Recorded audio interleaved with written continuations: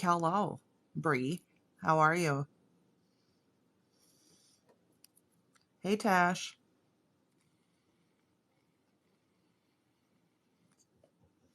Yeah. Just giving it a little bit of time for people to get in here, like I always do at the beginning. This is going to be a class that you guys want to take a lot of notes. Holy shit, there's 12 of you here already. Hey, Nami. Today is going to be a very heavy note-taking class. What flavor? This is Bomb and Blue Raspberry.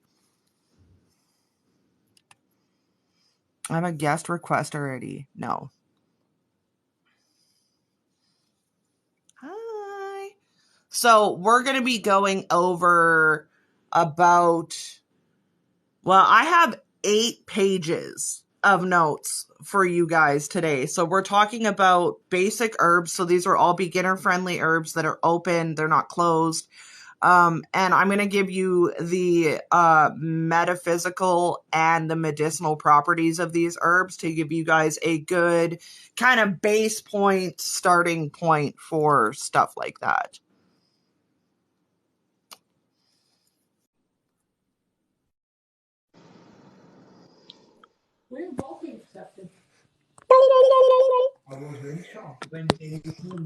Hello. Howdy. Howdy. I figured I'd Are just we? hop on while you're waiting for people to come in. Yeah. We can hang out. I usually give it about 15 minutes for people to get their shit sorted. I gotta call you after we're done the live though, because like we gotta talk about Tracy. Oh God. Okay. Did you get the message I sent you I this did. morning? Yeah. Winnie says hi. Winston. Oh, it's a Winston. baby. Are you? Hi, baby.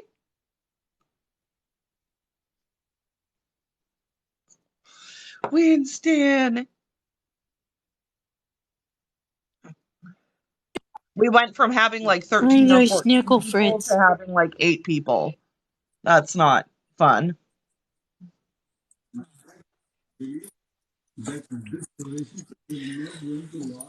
So I also noticed that you were a poopy pants this morning and didn't answer the phone to do your snoop formations, Bree.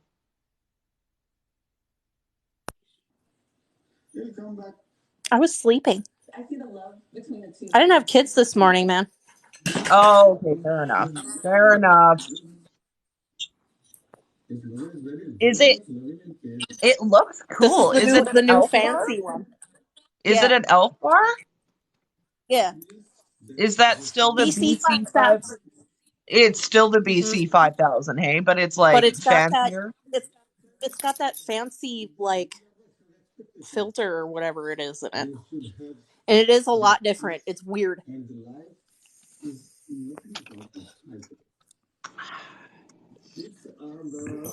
Tracy brought me rugs today, so now I have rugs to Ooh. protect the area by my my witch desk. So that's Sweet. exciting. Somebody's starting shit. Get her. Pika. Get her, Winnie. Oh, Oh, God. Pika. So vicious. Get her, The Winnie. most vicious of all Get of the her, Winnie. doggos. Yeah. She's the most Pika. vicious meatloaf that ever lived.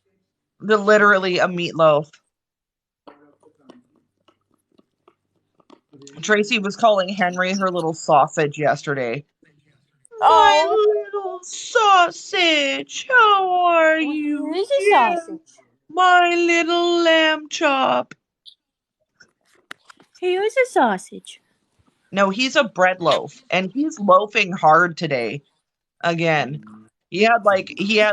4 or 5 hours of a really exciting day. You should have seen. I tried to take some videos when Tracy was here Mm-hmm. because he talked the whole time she was here. Yeah. Whoa, whoa, whoa, whoa, whoa, whoa. I'm like, oh, you're so neglected. She's like, oh, yes, my little sausage. Let us know. Tell us all the things. Oh, He's a you little lamb baby. chop. Oh, the He's sweetest boy that ever lived. he's sleeping. He's in the. He's doing an astral battle. Yeah. Hey, nurse. Henry. Henry. Hey, No, Henry. he's worn out. Plum tuckered. Henry. Okay, you're still alive. When they get to that age and you have to check that they're still alive when they don't wake up.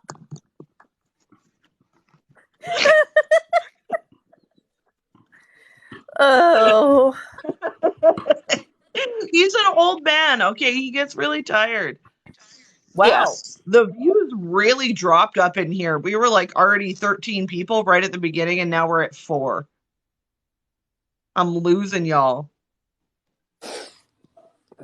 Dropping like flies. Yeah.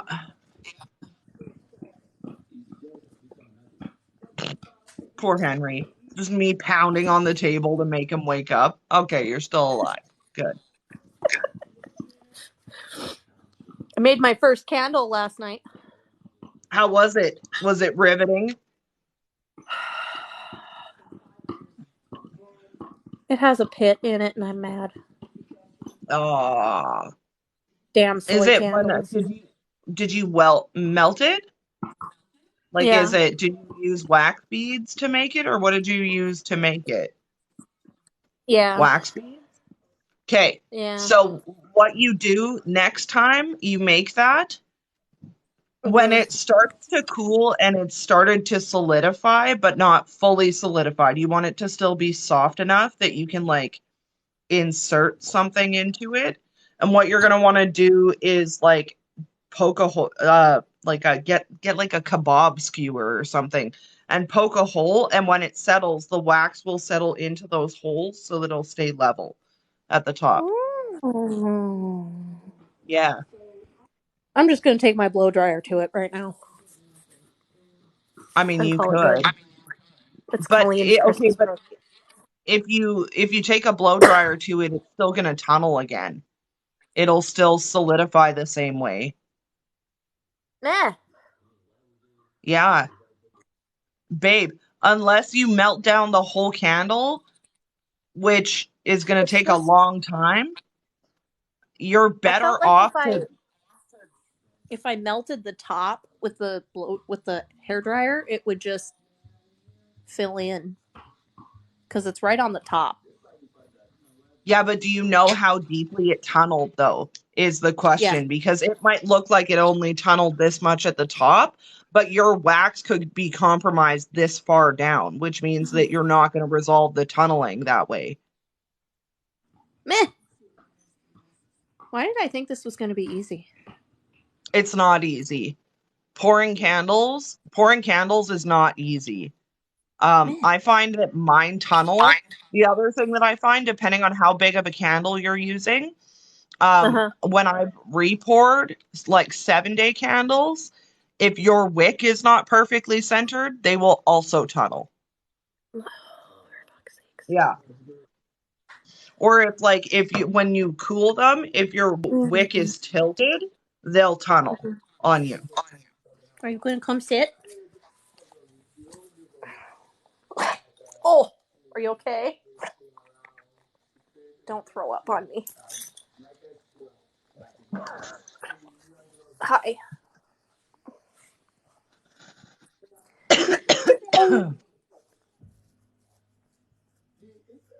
Rockabilly Witch is here. Percy's here. Nice. Good morning. Welcome. Savvy Sabotage is here. We have Cool. a few people in here, which is good. Which is definitely good. Filtering in. Mm-hmm. Are Slowly you but the surely. Are you the baby? Mine tunneled even though it was centered. Yeah, you gotta let it like cool to a certain degree and then poke holes in it so that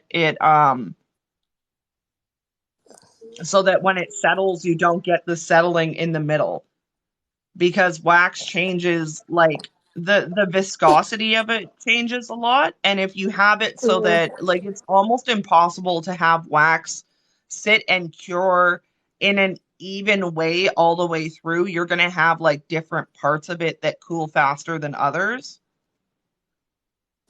okay. Mm. So there's like you could try and just melt the top and see if it evens it out, but if it doesn't, then you've got to try like poking holes and shit like that. Yeah, I feel like that'll be my game plan here. Yeah. Try it the easier way first, and if it fixes it, beautiful. If it doesn't, then you're gonna have to do some harder Sir, stuff. I'm gonna need you. Winnie is bringing the chaos. Yeah, Winnie is definitely bringing the chaos. Winnie is the chaos. Winnie is the chaos. Winnie. Ow! Winston. Say hi to your Win friends. Winnie. Winston. Who's that? Ow! You're killing me, sir. Ow! Ow! Ow! Get a puppy, they said. It'll be It's fine. exciting, they said.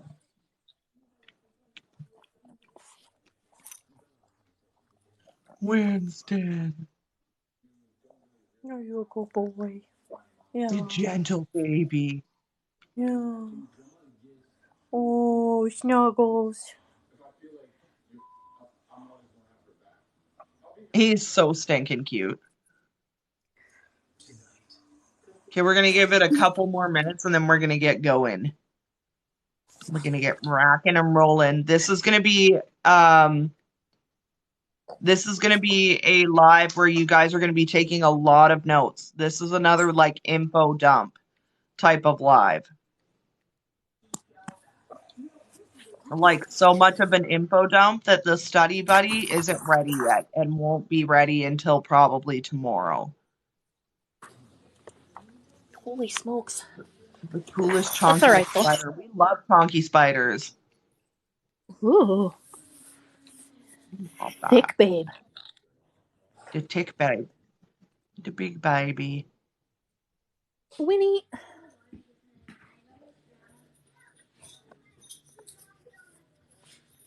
Winnie tried to kill the Herborical today. That's not good. I Me had and to Tracy were rescue him. talking about the Herbology last night. Mm-hmm. She was talking about how she had a creepy Furby, and I was like, oh, well, let me tell you stories about creepy Furbies. Okay. I'm like, my friend's got a highly intelligent Furby that we're pretty sure is a vessel for some kind of spiritual thing. And she Yeah. was like, oh, like the Annabelle doll. I'm like, exactly like the Annabelle doll. Mm-hmm. Definitely possessed. Mine doesn't 100%. fight back, though. He just talks. Yeah. Herbie! I'd have to go pick him up. He's all the way over there.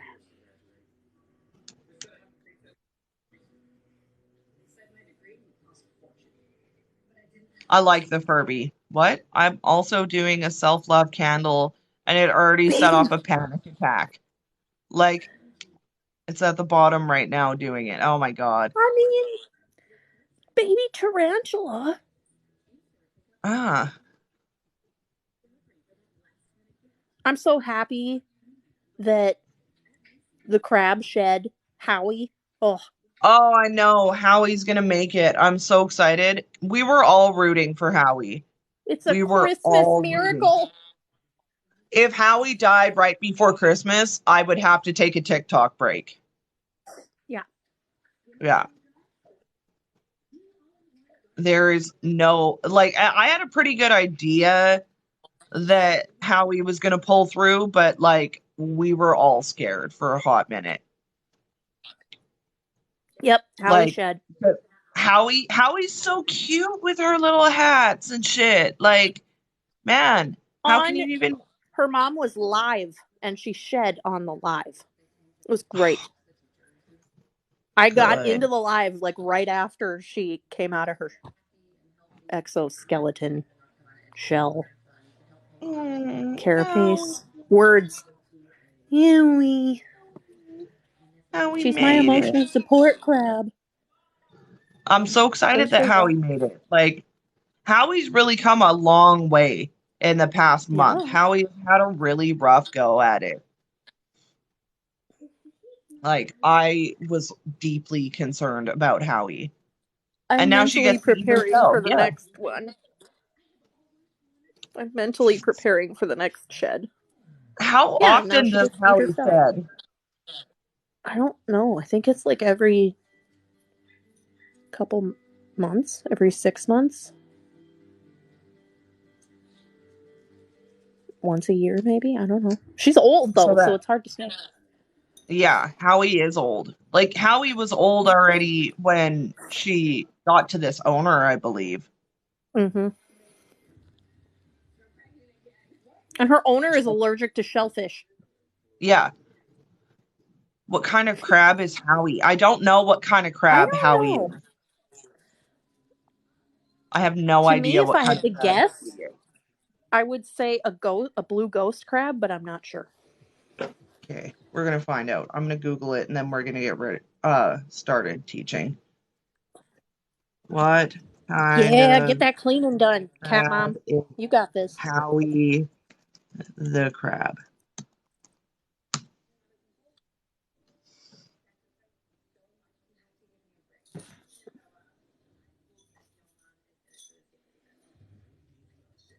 Chicken strips.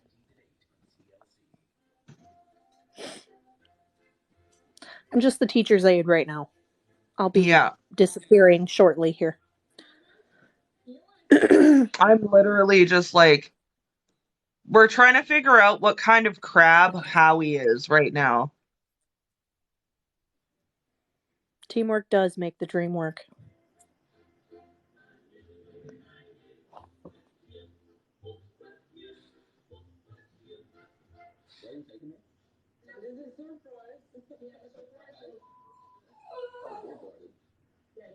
My dog wants to I'm go out. literally like, I'm trying to find out, but there's not really a quick answer to this. I'm gonna have to dig for a while to find out what kind of crab Howie is.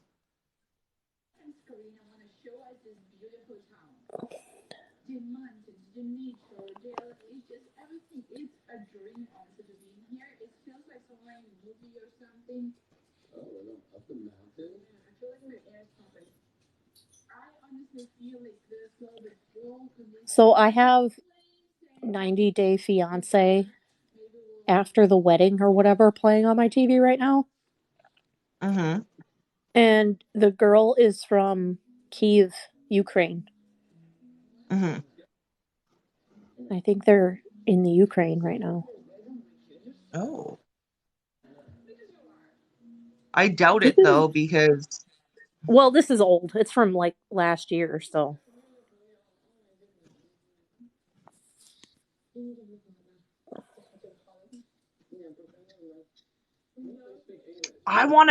this is gonna drive me crazy now. Nothing, Moose. We're trying to figure out what type of crab Howie is.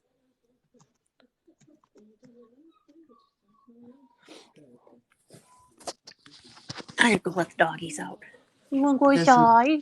Hi. We're getting real sidetracked here. Very sidetracked again. Well, we're just waiting for people to come in.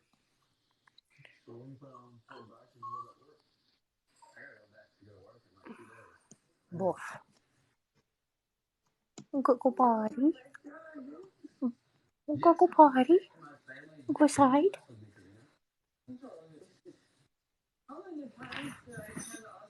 Tackles peak again.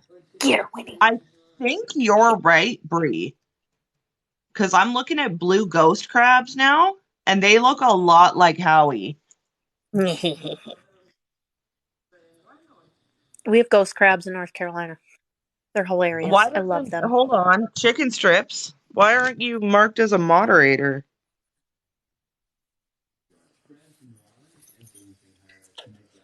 Oh, you Get her, are. Winnie. You are a moderator. Get her. Because it shows for me that they're still a moderator.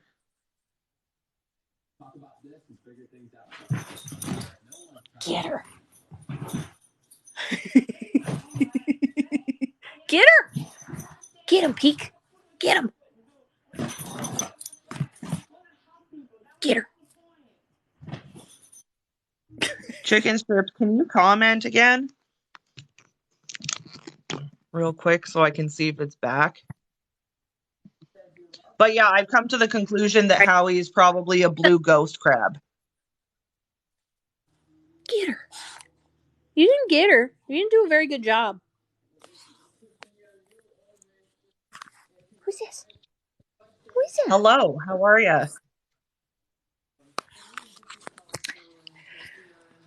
Okay, all right. Well, I'm gonna let you go. We're gonna get started. Now that Okay. we've determined what kind of crab Howie is, which was the most important thing. And we're gonna start talking about herbs and their medicinal uses. And you guys are getting a long list today. We got an alphabetically arranged list of herbs that you can use that are beginner friendly, that are not closed, what they do, and how to use them medicinally. And at the end of it, if we have time, we're going to talk about different ways that you can prepare your medicinal herbs, as well as some different methods that you can use to work them into your witchcraft. I'm just going to do a really quick roll call. As long as you guys are ready to get going, I'm ready to get going. So just drop an emoji. Drop a crab emoji if you're ready to go.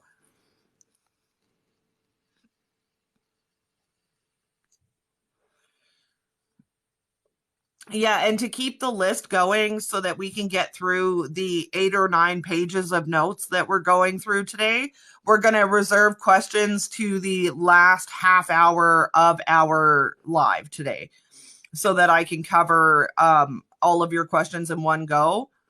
If you miss anything, it'll be posted to YouTube tomorrow, so you guys will be able to go through it and get that.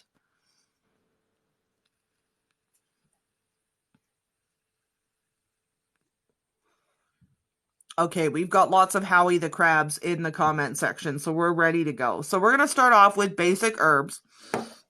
And the reason that I'm giving you guys both the metaphysical and the medicinal properties of the herbs tonight is because when you're working with plants in your practice, you are able to, so for example, if you've got somebody that's really, really sick and you don't have an herb that's like specifically for healing, you can look through the medicinal properties of your herbs and find an herb that's got like anti-inflammatory or antioxidant properties, which a lot of them have, and eat that into your healing spell so that you can incorporate those properties into it. You can use the medicinal properties of your plants not only for healing work, but also for hexing work. If you have a plant that is good for rashes, let that mold and throw it in a hex and it'll create a rash. So not only will knowing the medicinal properties of your herbs help you along in your witchcraft, but it's also going to help you along with the safety part of handling herbs and herbology. I'm not going too heavily into the safety part of this because almost all of the herbs that are on this list have next to no safety precautions that need to be taken. There's only a couple that are on here that you do need to be a little bit cautionary of, but we'll talk about those kind of individually as we come upon them. Like I said, tonight's mostly going to be a note-taking night for you guys. Sorry, I just choked on my own spit. Love that for me. I am planning to do this is our 4th Sunday school that we've done now since Halloween. So either the next Sunday school or the one after that, we will do a lab type Sunday school where I teach you guys an actual spell. And the whole Sunday school will be a spell project thing. Like I said, if you guys don't get all the notes as well, I will be putting the study buddy out tomorrow on the Etsy shop so you guys can get a hold of that. I'm not sure what kind of spell work we're going to do for our spell work, but we are going to do something that's like spell related. Probably also because if I'm correct, So yeah, next Sunday is the last Sunday school that we will have before Christmas Day. So we will do a spell tutorial, walk along spell, something like that next week, as opposed to doing a like talking and learning live. Kind of as something extra that we can do kind of before Christmas. So next week we'll do a spell, and I will plan that out probably tonight or tomorrow. It'll be really simple. It won't require a lot of fancy shit or ingredients. It'll be really easy for you guys. But we'll do that next week because I do want to get you guys yeah, I can also do a class on how to properly dispose. Just let me get my notebook and I'll write that down. I was gonna do deity work today, but I just don't have it in me. So we're gonna do this instead. But I will probably cover how to dispose of offerings and spell work when I do deity work because they're similar. I might talk about disposing of spell work next week when we do the spell work live. Because there are different ways that you're going to dispose of different kinds of workings. And a lot of workings, like people are under the impression that you need to dispose of your workings. You don't necessarily. I have a lot of workings that are just hanging out around my house that have been here for years and years and years.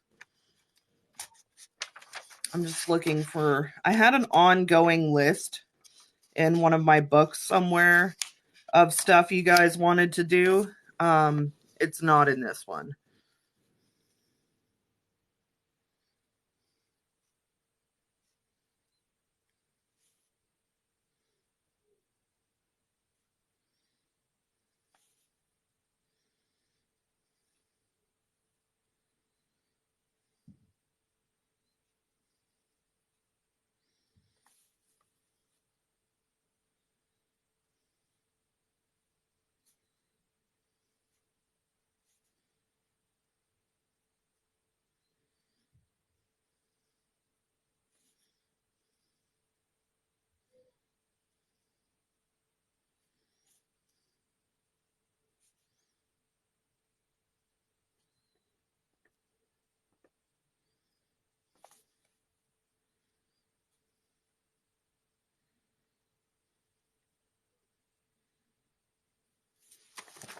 Okay, so I'm going to make this list in my kind of my good book here, and I'm going to bookmark it so that I can keep track of what all you guys are wanting me to teach about.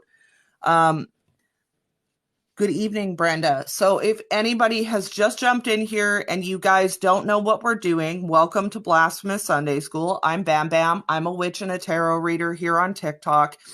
I do tarot lives and I teach witchcraft. I also have an Etsy shop where I perform witchcraft for people, teach lessons, sell spell work, and other products. Tonight we're doing basic herbs and their metaphysical and medicinal uses. This is going to be very heavily a note-taking live tonight. This is a lot of information. This is an info dump. And I'm also going to go ahead and disclaimer that the information that I give you on these herbs has been researched and verified, but there is absolutely more research that you need to do on these herbs. I don't give you guys all of the research because I still want you guys to go ahead and do your own looking about some of this stuff, but I give you the vast majority of the information so it's a lot easier, okay? It's a Tiny Diny. I love Tiny Dinies. They're like one of my favorite guys. Okay, let's get into our herbs that we're going to talk about. They are alphabetically done, so they're not separated by any purpose or anything like that. They are just alphabetically listed, but we're going to talk about what they do and how to use them. The first one that we have on our list, and this is where you guys get ready to start taking notes because it's notes the whole way through, 8 pages of them. Get ready. Is allspice.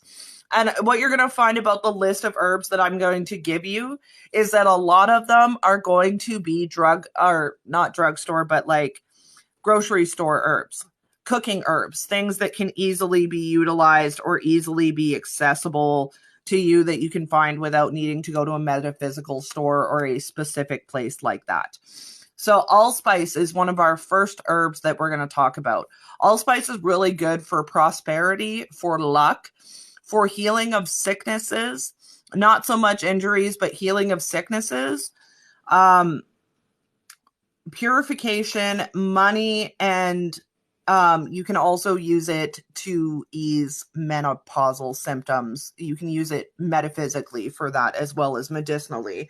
The medicinal properties of this herb carry antifungal properties.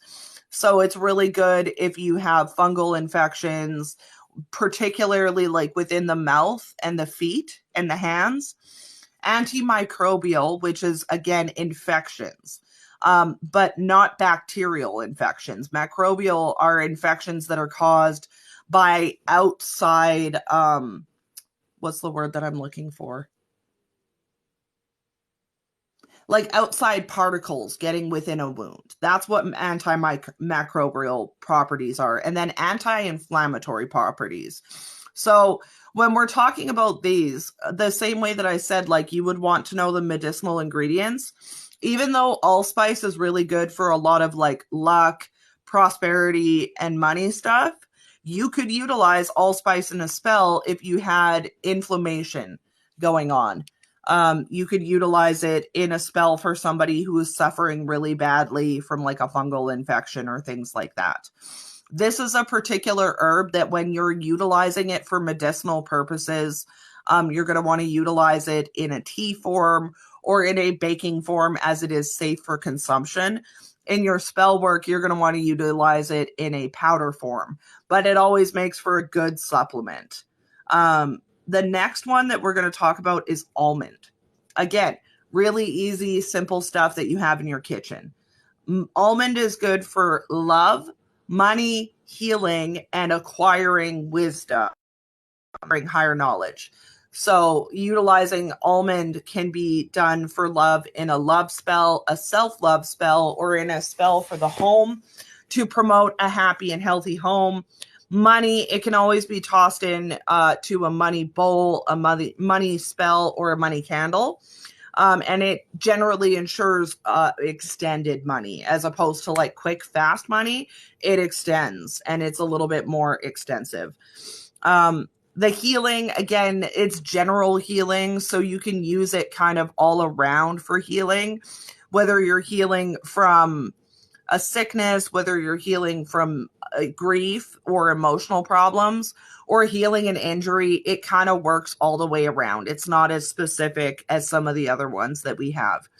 And then the wisdom. Eating almonds is a really good thing to do before you study. It's a fast, easy way to utilize the metaphysical properties of almonds and use them to your benefit.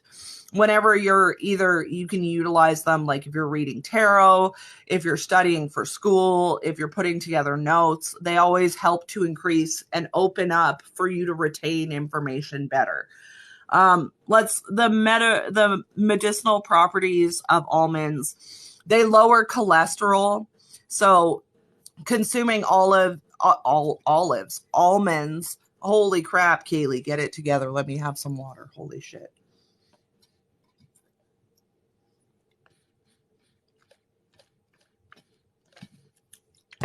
Okay, so they lower cholesterol. Consuming them on a regular basis. I mean, if you have really bad heart disease, eating almonds is not going to get rid of it. It's not. But they can be consumed in your diet as a supplementary way to help lower cholesterol and increase blood flow throughout the body. They have antioxidant properties, so they help to get rid of toxins in your body that it doesn't need. Whether it's toxins in the liver or kidneys or even toxins that are running through your excretory system, almonds can help to boost your body so that it rids itself of those toxins a lot easier. And then it protects from heart disease, what with its both the anti-inflammatory properties and the cholesterol lowering properties. Particularly the anti-inflammatory properties of almond are really good with heart disease in the sense of taking down like fluid retention and inflammation around the heart that adds stress to it, which is why it's so good, because it goes after the cholesterol level, and then it also goes after the inflammation and the water retention that can cause more problems. Oh, hey, Rachel. Welcome into Blasphemous Sunday School. We're talking about herbs and their medicinal and metaphysical properties today. There's a whole bunch in there. The next guy that we're going to talk about is alum powder. Alum powder in witchcraft is used for stopping gossip and slander. It's one of the herbs that I consider to be like kind of interchangeable with slippery elm bark, which is what I use for gossip and slander. But alum powder can work really fabulously in gossip and slander workings as well. And it's easy to get a hold of. You can get it at your local Walmart. Like, it's not hard to find. You're not going to find slippery elm bark on your Walmart shelf, but you will find alum powder. And then alum powder kind of has a really interesting specific purpose medicinally, which is that it fights cavities and tooth decay. Alum powder contains a particular sulfate in it that creates a inhospitable environment in your mouth for bacteria, cavities, and decay to go. Alum powder also has a drying effect. So if you have like cysts or you have mouth sores that are like weeping and gross, you can utilize alum powder to dry them out and help to kickstart healing. But mostly it's like really good for slander and gossip. Usually you put alum powder and clove together for that. Some of these only have a couple of purposes, and some of them have really, really long lists of purposes. So you guys are going to have a little bit of variation depending on the herb that we're talking about. Yeah, for canker sores. Yeah, because it dries them out and it promotes healing for them.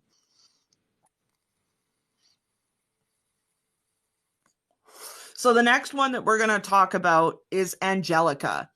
So angelica's metaphysical properties are protection, hex breaking, healing, psychic abilities, house blessing, purification, and protection. It's particularly, so I don't currently have any here, but I've used it in protection and healing, and it has been really, really good for that. It helps to expedite that stuff. Angelica is really good, like if you're building a jar or a ward of some kind to protect your home. It carries so many protective and like hex breaking and house blessing properties that it's like a go-to for house protection. You can put it in a candle, in a jar, in a satchel, whatever, but it's also safe for consumption. So if you needed to like make a bath or make a tea out of it, you very much could. It's got lots of purposes within witchcraft and also within medicinal stuff. So the medicinal end of angelica, we've got gastrointestinal issues, whether it be bloating, gas, IBS, things like that. Angelica helps to soothe the gastrointestinal tract. We have loss of appetite. It stimulates certain parts of your brain that trigger your appetite. So if you're somebody who's sick and dealing with a chronic illness or a lot of sicknesses and you're struggling to get your appetite up and you're maybe losing weight or not keeping your nutrients up because of it, angelica can help you to boost your appetite up and get you eating a little bit. It's good for circulation issues. If you're somebody who has heart problems, or you're somebody like me who has Raynaud's syndrome and your fingers and your toes turn blue all the time and you're always fucking cold and shit like that, you can take it as a supplement and it will help for blood flow and things to get a little bit better. So you'll see your circulatory health get better, kind of not drastically, but it will definitely supplement it and help it to get better. It's good for arthritis because it has anti-inflammatory properties. So it does help to soothe angry, inflamed joints that cause you a lot of ouchies. So again, if you're somebody who has arthritis and you find that it acts up at certain times of years, consider Angelica as a supplement because it can help to neutralize that and make it so it doesn't flare so badly on you. Runny nose, it can be taken in a tea or it can be put in like a hot pot and inhaled in order to clear out the sinuses and prevent runny noses that are associated with cold and influenza, but simple influenza, nothing serious. Nervousness and insomnia kind of go together. It has a slight sedative property to it. So if you're somebody who struggles from anxiety or you're in a situation where you're a little bit more stressed out and maybe struggling to sleep, this is another supplement that can help to bring down that anxiety and help you settle in for the night. And the other thing that it does that's kind of random and doesn't fit in with any of the other stuff is that it fights plaque within your mouth. So if you have a lot of problems with plaque, you can consider Angelica root as a supplement that will actually help to fight the plaque within your mouth. And it can also fight plaque within your arteries. So it has like a double whammy on that one. How are we doing for notes? Am I going too quick for anybody?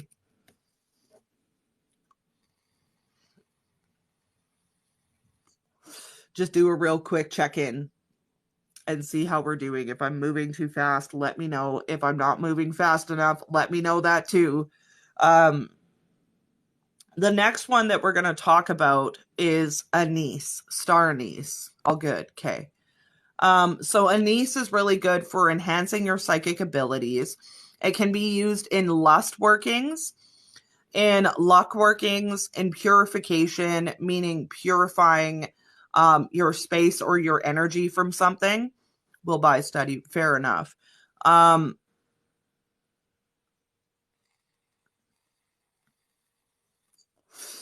Yeah, it is harder when you guys are taking. If you guys need me to stop and give you more time to take notes, comment that and I will stop and give you more time to take notes.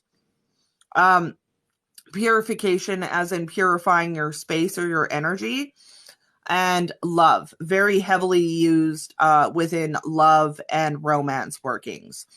Anise, star anise has been used in lots of different practices, but I love star anise.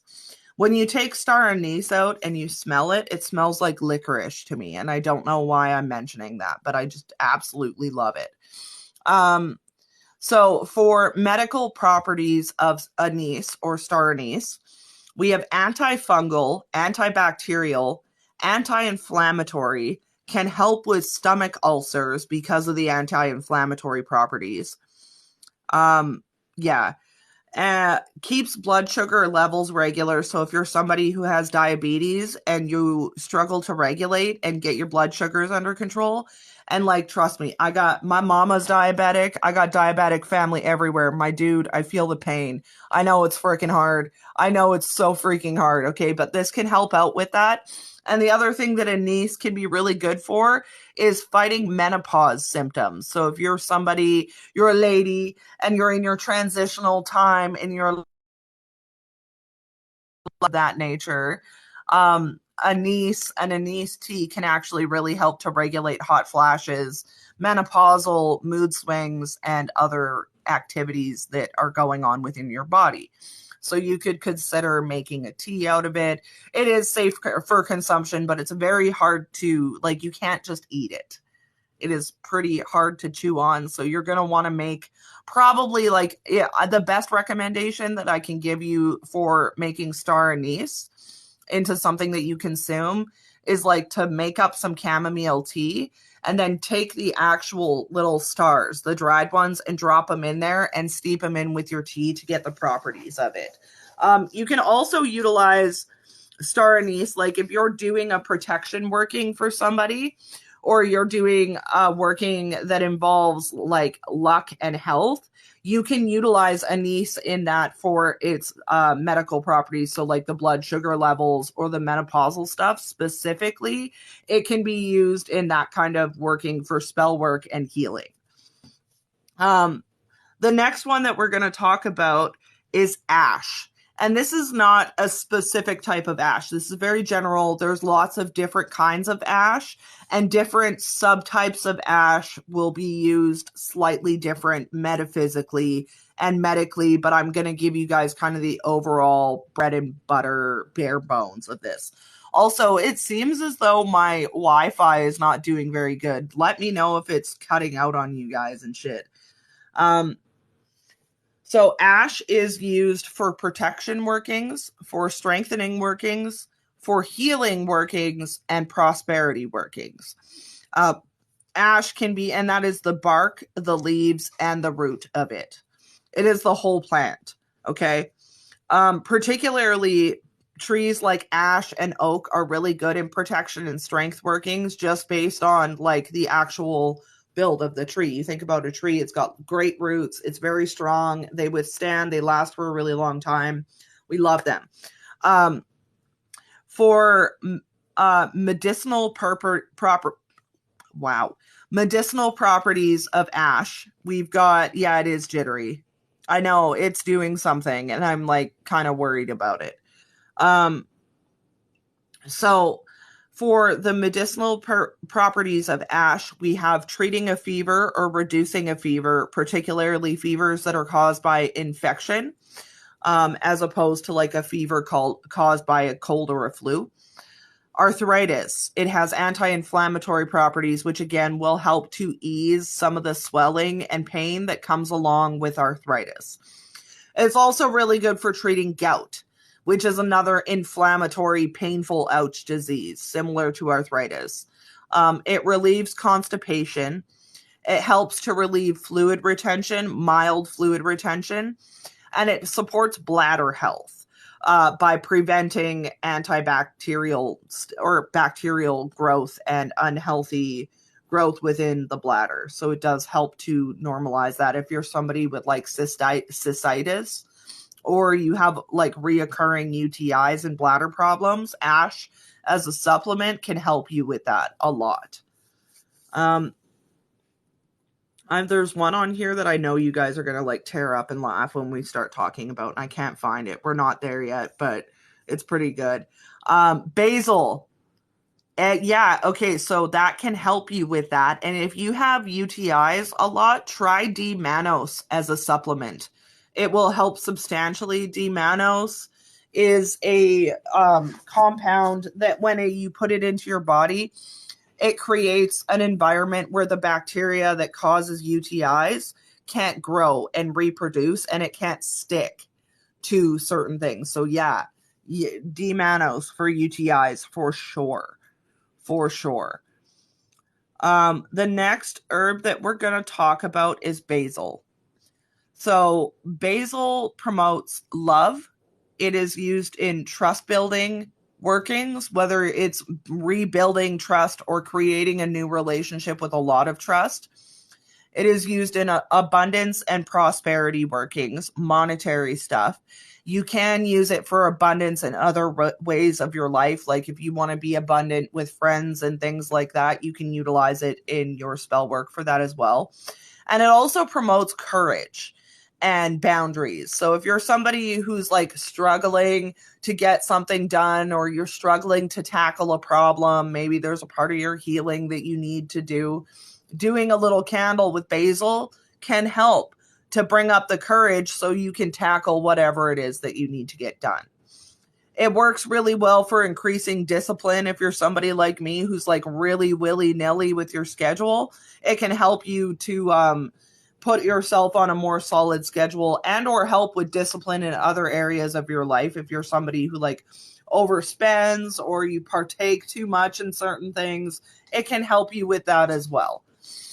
Protection, and particularly protection in the area of marriage and love. It works for purification of spiritual, physical, and emotional purposes. Luck, it's pretty straightforward. And mental abilities in regards to focus, memory, and things of that nature. Medicinally, it carries anti-inflammatory properties. It treats arthritis really well. It also treats inflammatory bowel disease, IBS, Crohn's, colitis, things of that nature, and inflammatory heart disease. Yeah, it's really good in that kind of working. It's great for like self-love and things like that. Sorry.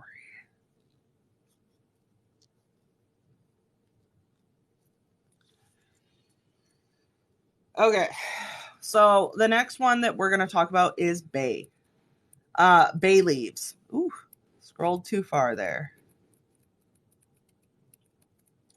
So bay leaves. Bay leaves are great for protection, purification, endurance, fidelity, psychic power, divination, wisdom, and strength.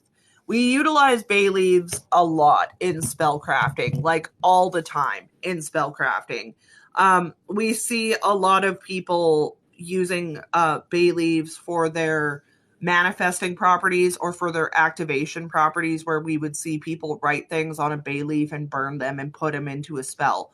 But bay leaves on their own carry a lot of properties. They're great in a protection working. They're great in a house purification working. They're food safe, so you can put them in your food for purification and protection. You can put them in a bath for purification and protection. You can eat that shit raw and it will still work the same way.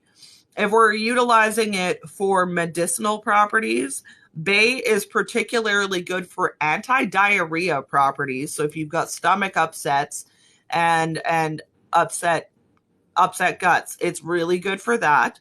It's got heavy anti-inflammatory properties, which also carry fever reduction properties, and it also helps to regulate blood sugar when it is taken regularly. It will help to maintain a stable level. It's not a reduction type of effect that it'll have on blood sugar, but it will have like a maintenance effect. Do we have any questions thus far?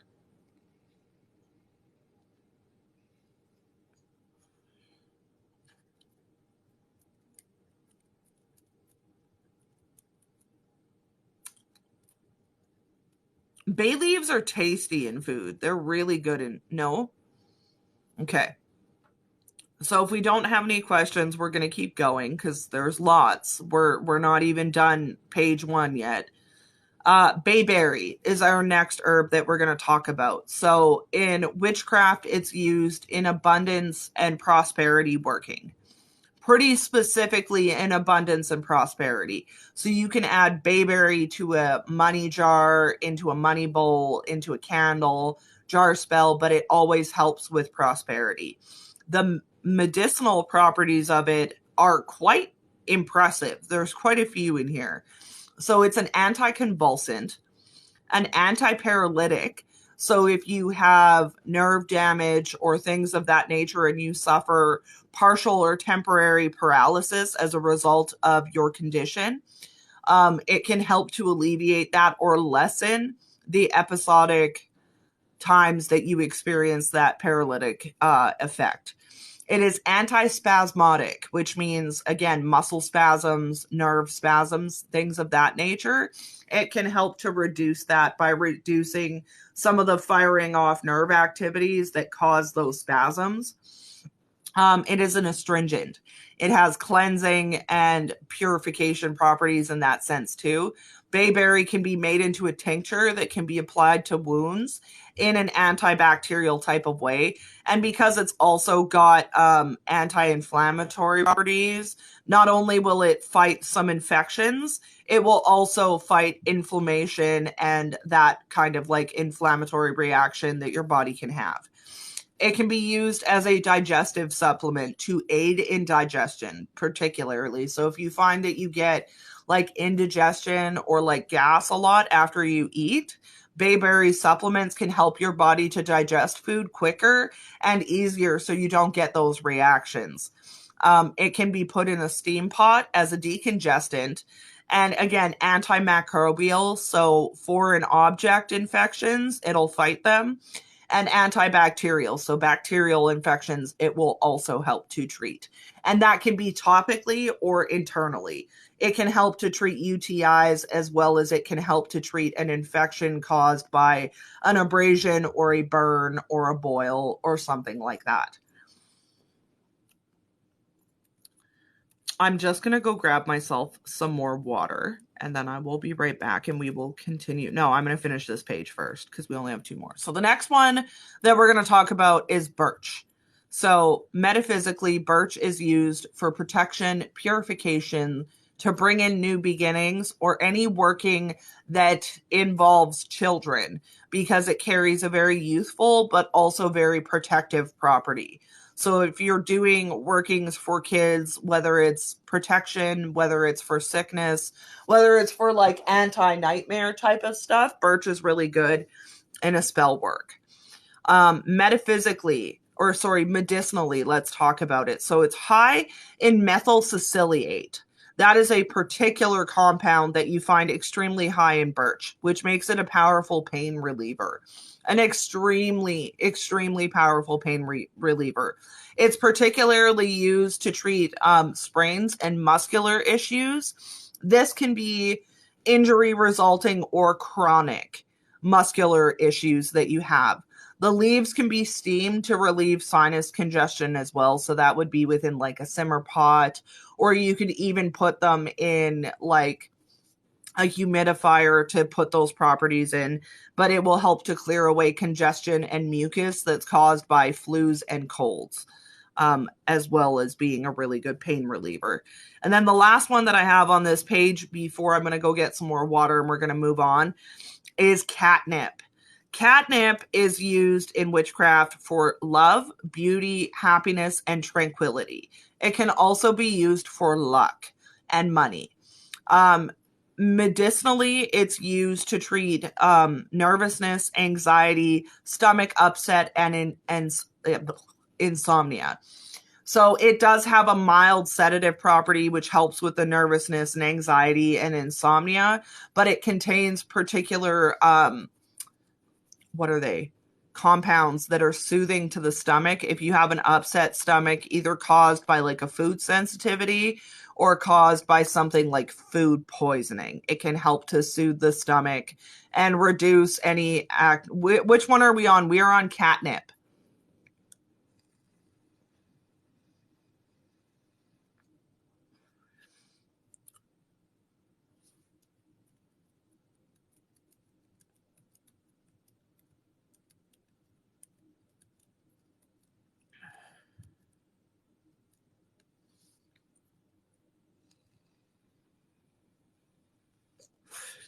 I'm going to go grab some water, and then we're going to start on our second page.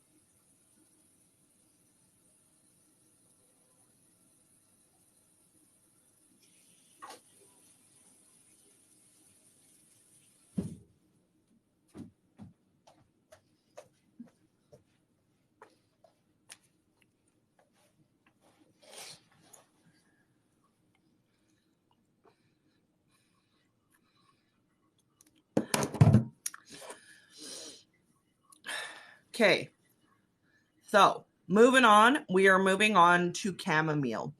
Chamomile is an herb that a lot of people know. It's very commonly used in witchcraft as well as being medicinally used, and pretty much everybody already knows what it does, but we're going to go over it anyways. Oh, see that? I would take that as an indication that it worked really well if it burned into a heart symbol. So chamomile in witchcraft is used for purification, healing, soothing anxiety, gently healing bad luck. So if you don't want something that's going to come in like a freight train and cause a big problem, you want to use something like chamomile. It's soothing for children, whether they are children who are having nightmares, children who are upset because they're sick, or just rowdy chaos gremlins. It helps to soothe. Lay some fucking chamomile around your house and watch your kids chill out. So it is a digestive relaxant when we're talking about medicinal properties.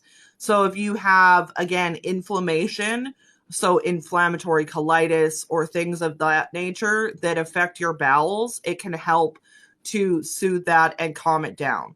It helps with flatulence, indigestion, diarrhea, anorexia, as it's relaxing, and it's also kind of a mild appetite stimulant, motion sickness, nausea, and vomiting. So it has more purposes outside of just like curing insomnia and helping you relax. And then just in a side note, I also put on here that it treats colic, croup, and fevers in children. Low-grade fevers, not a serious fever. If your kid's got a heavy fever, you do not want to substitute chamomile for an aspirin or a Tylenol, but it can help with mild fevers if you don't have anything else available to you. We are going to talk about chickweed next.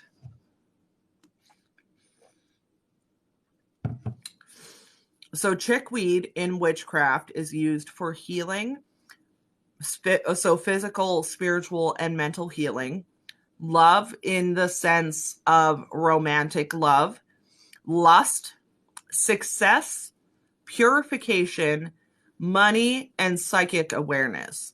So it's kind of got a lot of different purposes. Again, healing is spiritual, physical, and emotional. Love and lust are both in a romantic sense. Success, you can use it for success of goals, success in work, success at a project. It's pretty multifaceted for that. Purification, use it for purifying your space. Money can always be thrown into a money working to add. It is not a longevity money working. It is for quick money, but it can be added to your money workings to bring in faster money. Psychic awareness and opening up. So it can help you to be more open to the spirit realm. It can help you to pick up on different changes in your atmosphere, different entities within your atmosphere, and help to make that an easier transition for you. Medically, it helps with stomach and bowel problems, whether that's, again, caused by IBS, colitis, food poisoning, things like that. It's pretty all around. Asthma and lung conditions. It promotes healthy breathing and reduces mucus within the lungs, which allows for better breathing and things of that nature. Psoriasis. It has anti-inflammatory properties and steroidic properties that help to reduce plaque psoriasis in the skin and helps to reduce the autoimmune response that creates psoriasis. Scurvy. This is where we get real interesting. Scurvy. So scurvy is a vitamin deficiency. A lot of people don't know that. Scurvy is caused by a vitamin deficiency, particularly vitamin A, C, and D. If you are heavily deficient in those, you can lead to having scurvy, which can cause a lot of problems, can get you really, really sick. Chickweed can help with vitamin absorption. Absorption, that's a hard word. And it has been used to treat people who have scurvy because it allows for your body to rebuild those nutrients a little bit quicker. The next one that it's actually really good for, which is another one that I wasn't, like, even when I saw this, I was like, I'm sorry, what? Rabies. It can help to reduce the symptoms of human and animal rabies. So there's like a whole process that people and animals go through when they acquire the rabies virus. So even though we think of like the frothing, angry, mangy, Cujo style thing, there are a lot of processes that your body goes through with rabies before you get to that point. And chickweed can help if you catch early enough. It can help with slowing the progression of the illness so you don't get to like the distemper range. Okay. Itching and muscle and joint pain are the last two things. So it can be applied topically for itching. It can also be taken as a supplement for allergic, itching, or like chronic skin conditions. And it has anti-inflammatory properties, so it can work for muscle and joint pain. Usually muscle pain that's caused by an injury and short acting, and then joint pain caused by inflammation. Henry. Hello, Loaf. The next one that we're gonna talk about is five-finger grass or cinquefoil. So in cinquefoil, we see it used metaphysically to create an eloquent atmosphere or add that property to a person's personality. It has been used in spell work that is meant to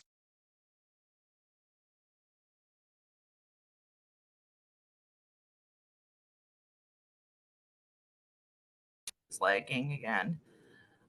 It can be used in money drawing and protection workings, in insomnia workings, or am I don't know what's going on with my phone.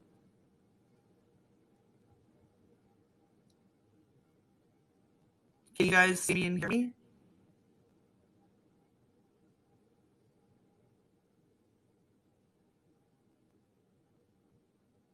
Are we okay? It's like my Wi-Fi is lagging really, really bad.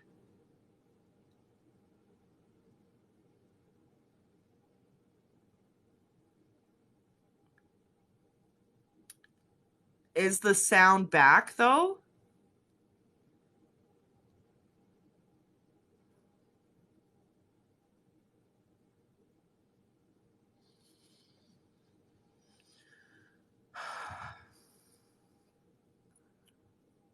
Okay.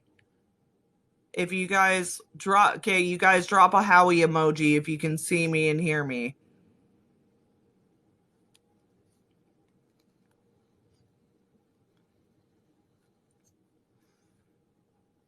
Okay. So, cinquefoil or five-finger grass is used in spells meant to gain eloquence and grace, and spells for people that are meant to be cunning or trickery, to contain that so that you put out a different kind of atmosphere or energy than what you're intending to, so it masks certain properties or certain intentions. It can be used in money drawing and protection workings, protecting of the physical space, particularly, but it can also be used in spiritual protection. And then sleeping and prophetic dreams. So it can aid in insomnia, but if you are wanting to receive information through your dreams, cinquefoil or five-finger grass is a really good ingredient to add to a candle before you go to bed. It opens up and allows for prophetic dreams. You can alternatively put it in a satchel and put it by your bed for that purpose as well. And purification. It carries purification properties, spiritual purification, as well as mental purification properties. So if you're someone who struggles with like intrusive thoughts, or you're somebody who struggles with chronic health conditions, it can help to purify some of that out of your space and create a better environment for you. For work, for medicinal properties of cinquefoil or five-finger grass, it helps to relieve nose, throat, and chest congestion. Internal bleeding, it can help to create a clotting effect that allows for internal bleeding to slow or stop gradually. It is not a quick fix, and it is certainly not a medical replacement for going in and getting treatment, but it can help supplementary if you are somebody who struggles with thin blood and that is causing internal bleeding, or you're somebody who has an injury that's causing internal bleeding. It can aid in helping that to stop. It is not a replacement for medical treatment. Okay. And I'm stressing that because internal bleeding is no joke. So don't go and get fucking internal bleeding and then take some five-finger grass and come back and tell me you're still bleeding internally. Because the first fucking thing I will ask you is, did you go to a doctor? And if you didn't, why? And tuberculosis, it also fights tuberculosis. It creates an environment that's unhospitable for tuberculosis to spread. And with the tuberculosis cells being constricted, it eventually will help to kill it off and prevent the spread of that as well, which is really good because fucking tuberculosis sucks. So there's that. Clove is our next herb. Clove is really good in protection workings. It can protect your physical space, your metaphysical space, your spiritual space. It is very multi-purpose. Very, very multi-purpose. It is good for mental abilities or mental strength. If you're somebody who struggles with sticking to a schedule, if you're someone who struggles with self-esteem and things like that, clove can be really good for you. Purification of your spiritual and mental space, as well as it can have purifying properties and antioxidant properties in your blood. It can be used in comfort workings if you are adjusting or you've gone through a recent pretty heavy transition. It can help with that as well. It is very heavily used in dominance or control workings. Clove gives you dominance over the people that you're casting on. Whether you want to have physical dominance over them, spiritual dominance over them, or mental dominance over them, it will allow you to get that. It is a commanding ingredient. Medically, it contains antioxidant, antibacterial properties. It improves liver function. It may regulate blood sugar, depending on, it seems like everybody's body kind of reacts differently to it. And some people have seen a tremendous amount of success in seeing and utilizing clove as a supplement that will help to regulate blood pressure or blood sugar, in diabetic people. And then it can also help to rebuild cartilage within your bones. So it's good for bone health as well. I'm just going to go grab a cell phone charger. I will be right back. I should have brought all that over here first, and I did not. Not only is my phone going to die, but so is my Chromebook. Yay.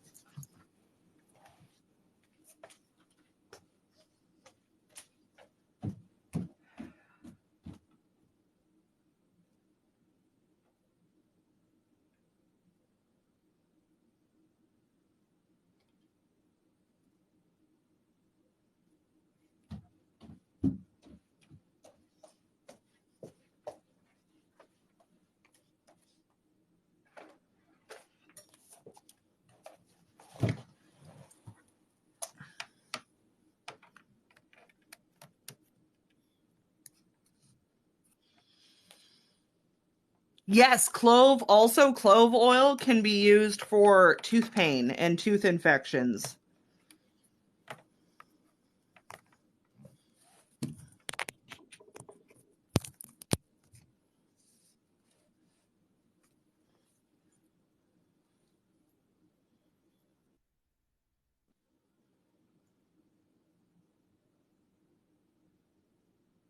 What just happened? So the next one that we're going to talk about is clover. So this can be, there's lots of different kinds of clover. There's red clover, there's 3-leaf clover, 4-leaf clover.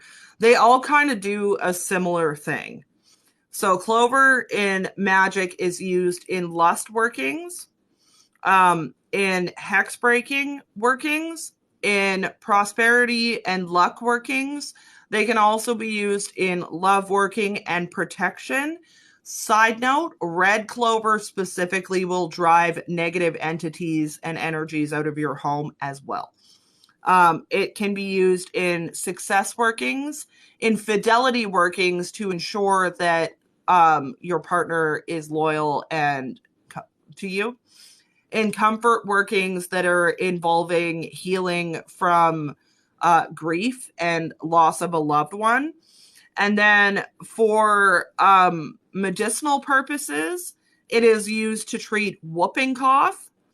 It is used to treat respiratory illnesses, particularly like viral respiratory illnesses, pneumonia, the flu, things like that. And then it also treats skin conditions such as psoriasis and eczema because it has anti-inflammatory properties to it.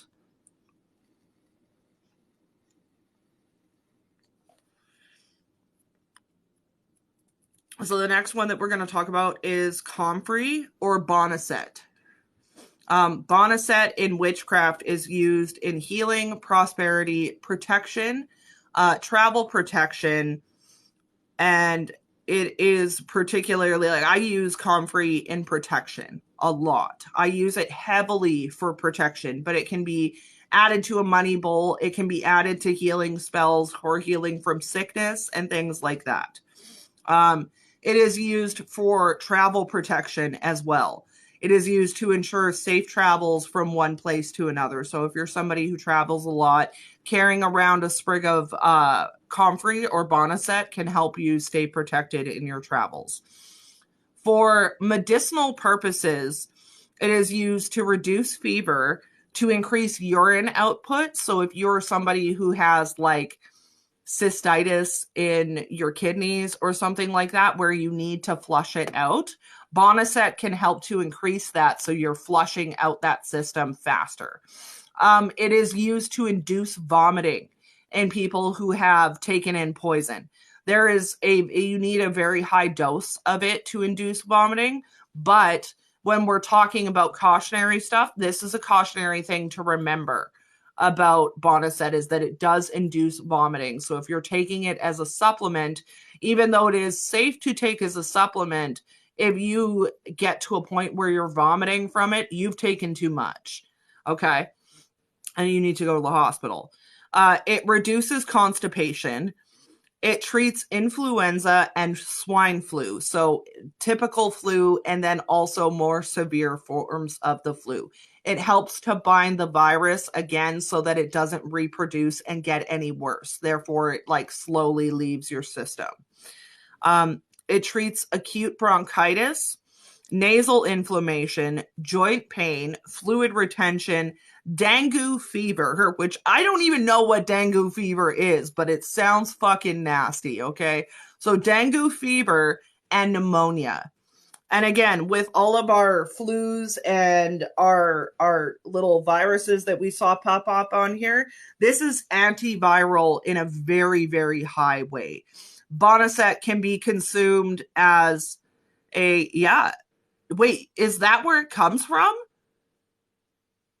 You get fucking dengue fever from mosquitoes? Oh, damn. Okay. Gross. I hate viruses that are brought by bugs and stuff. I always think that's the nastiest kind of shit. So, our next one that we're going to talk about is coriander, and it is quick. It's got like five words for the whole thing. So, in spell work, it is used for healing, love, and lust.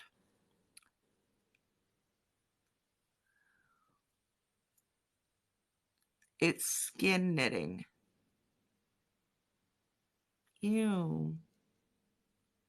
Gross.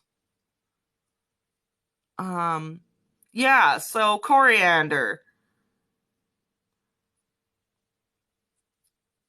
Yeah, that was comfrey. It's spelled Comfrey. It's also called boneset. They're the same plant. The one we're on now is coriander. So coriander has healing, love, and lust properties. Yeah, if you put comfrey on a wound, it will heal. Yeah, it definitely helps with stuff like that too. Coriander, healing, so physical and emotional healing. Love workings, to draw in love or increase love, and lust workings, to draw in a lover. And then as a supplement or in a medicinal way, it helps to lower cholesterol when you take it as a supplement.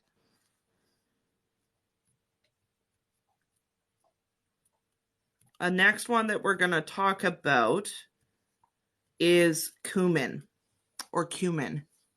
It's a very heavy protective properties to it. So you can add it to black salt or other salts that you use for protection.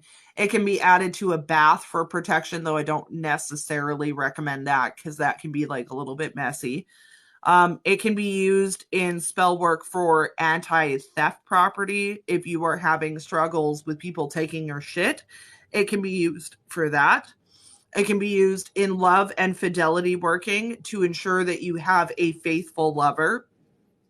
And then as a medicinal property, it has antioxidant properties, very heavy antioxidant properties. It fights cancer by limiting the reproduction of cancer cells. It fights high blood pressure, and it also helps with heart disease by lowering cholesterol and allowing for blood circulation to come in quicker and better. The next one that we're going to talk about is cypress. So cypress in witchcraft is used in protection, heavy protection. So home protection, personal protection, protecting yourself spiritually. It can be used in comfort workings for people who are grieving, going through transition, or people who are sick. It can be used in healing workings for people who are plagued with physical illness. And then it is used to treat medicinally, it is used to treat cough, cold, and benign prostatic hyperplasia. Specifically. I don't know. Daisy is our next one that we're going to talk about. So daisy is used in witchcraft for attracting nature spirits, for love, to protect people during childbirth, and or ensure safe childbirth when you find out someone is pregnant. It's very, very heavily associated with the woods and nature spirits. So if you're somebody who works with those kinds of entities, daisies can help you to connect to them. They're also just really pretty. Medicinally, daisies are used for coughs, bronchitis, disease of the liver and kidneys. It has astringent properties, so it helps to cleanse and prevent infections. It is a blood purifier, and it is also used as a supplement for pain and soreness regarding the muscles and minor bleeding. So if you're somebody, again, who has like clotting issues, daisy can be a supplement that allows for your body to clot better. The next one that we're going to talk about is dandelion. So dandelion is used in magic for longevity. It enhances psychic abilities, intuition, and spiritual and emotional cleanser. So it helps to open up your psychic abilities. If you're somebody who's working on building your sentience, that's a really good supplement. And by the way, dandelion tea is great. I've drank it quite a few times. It's also really, really good if you have UTI problems. Dandelion tea will help you with that. As a spiritual and emotional cleanser, dandelion can be used in a cleansing bath, in a spell candle, and you can find it anywhere. However, you want to try and ensure that when you're picking dandelions, you're picking them from somewhere where they haven't been sprayed with chemicals. Particularly if you're using them medicinally, stay within your backyard and don't put no fucking chemicals on them. Mm-hmm. Most deities that are associated with the sun like dandelions a lot. So for medicinal properties of dandelions, they can help to stimulate the appetite. Again, if you're struggling with chronic illness or you're struggling to get your appetite up, it can help with that. It aids with digestion. It is an antioxidant, particularly for the blood. It detoxes the liver and gallbladder, and it aids in kidney function. So if you're somebody who has problems with your liver, gallbladder, or kidneys, it can help to strengthen that a lot. I have to give Henry food. This is like, we're like breaking every page that I do here, and it's just like, ah.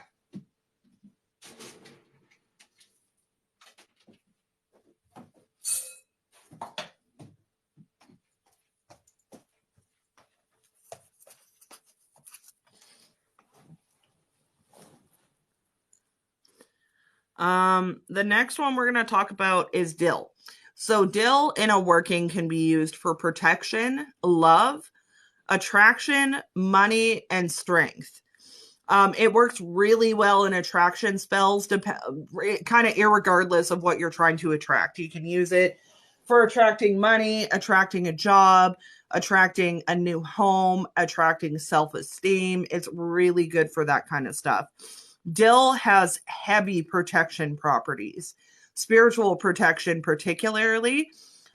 It's great in money workings. It's great if you want to add strength to a working. You can toss a little bit of dill in there for that. It's good for that. Now, medicinal properties of dill. So it eases sleep. If you're someone who suffers from insomnia, have some fucking dill pickles. I know it sounds stupid, but it probably will help. It helps with mental abilities, so keeping focus, memory function, just your general cognizant self. And then weight loss. It can also boost the body's ability to break down foods and nutrients, so it can aid in faster digestion and help to kick up your body so that it loses weight faster. I don't remember what that is called. What is that called? Anyways, echinacea is our next one. So echinacea is kind of universally used in witchcraft as a healing herb. Healing from sickness, spiritual healing, emotional healing. Yes, the metabolism. Thank you so much. It is used in, healing, protection, and a light protection. Like, not like, you don't want echinacea to be like your primary protective herb because it doesn't carry heavy enough protection properties for that. It's like literally the lightest protection herb. It is, you're better off to use rosemary for protection than to use echinacea, but it is tremendously good. Echinacea is spelled ECHINANCIA.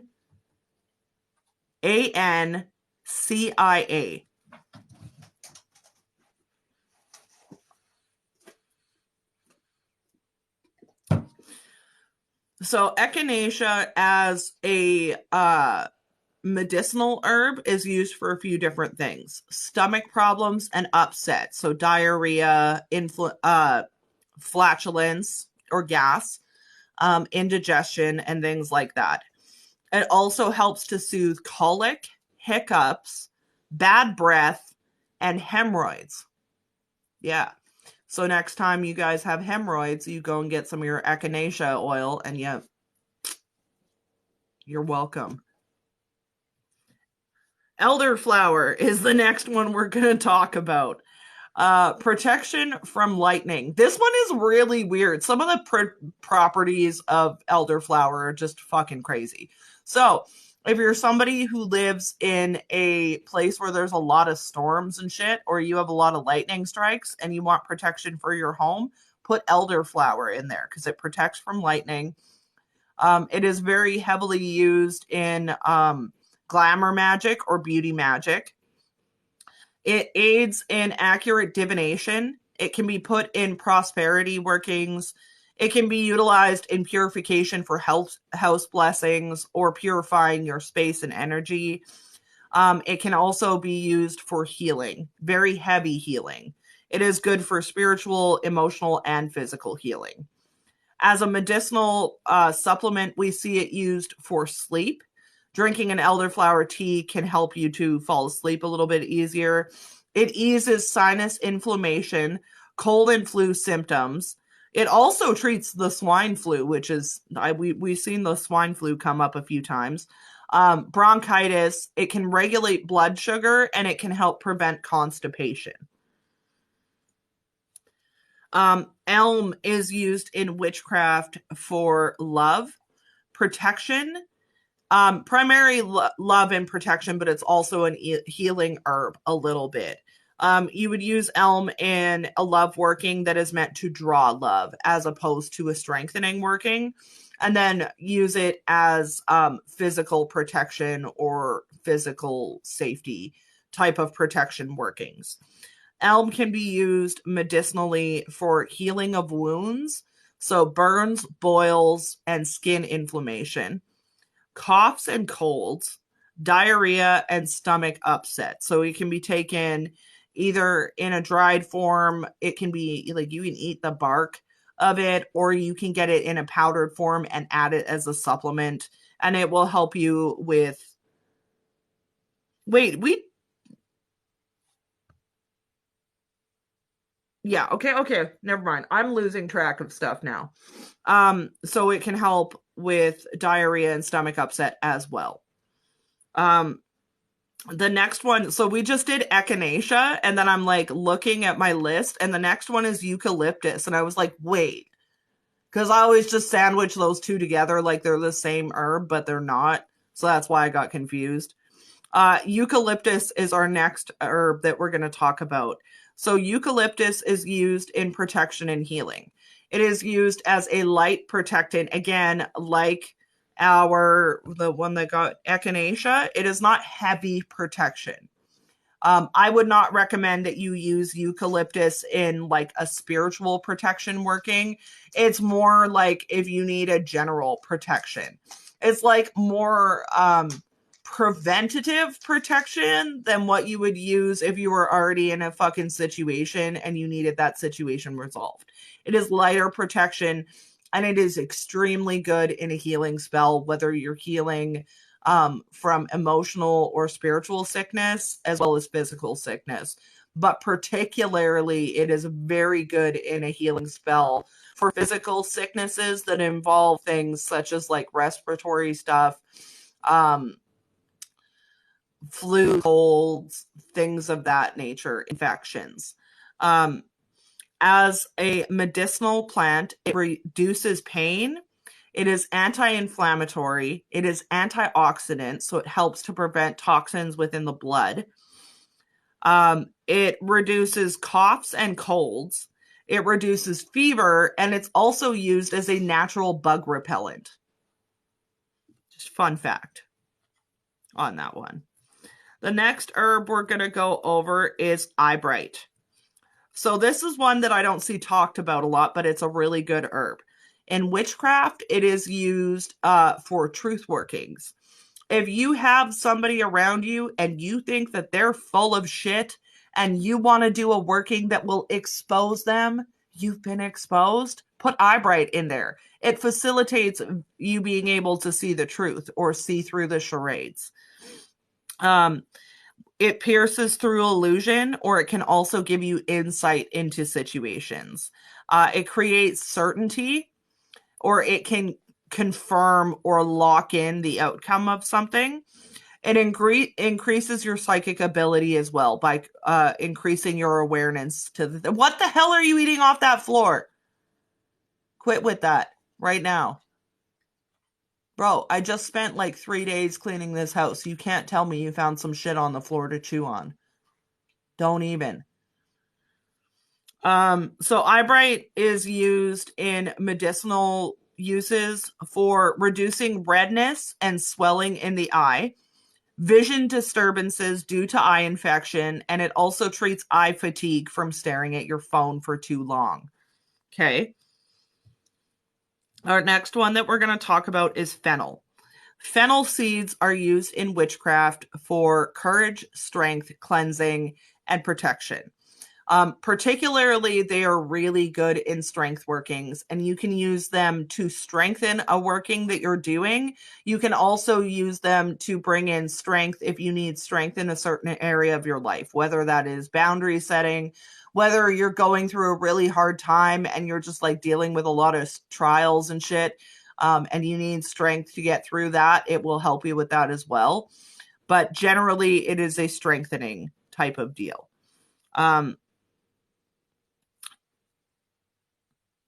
Fennel seeds do taste like licorice. They're yummy. I like them.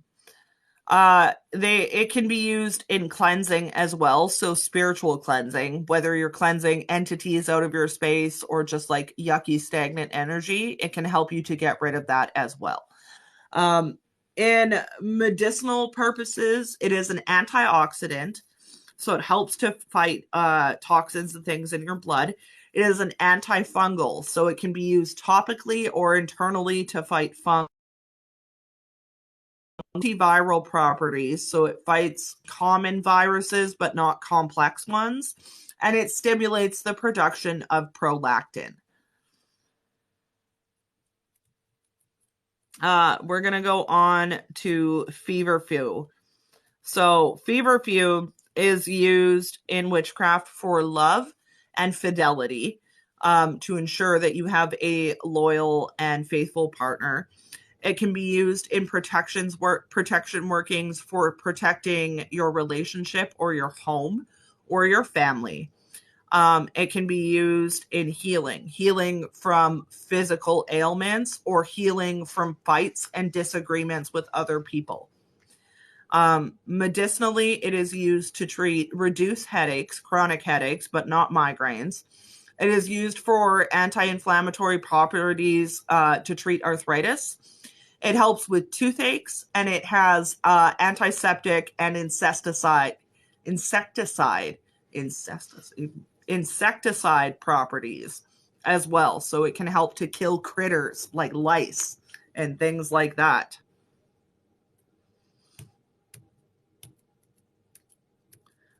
Flax is the next one that we're doing, and flax is used for money and protection, prosperity workings, and then beauty and glamour workings, as well as healing workings, spiritual healing properties.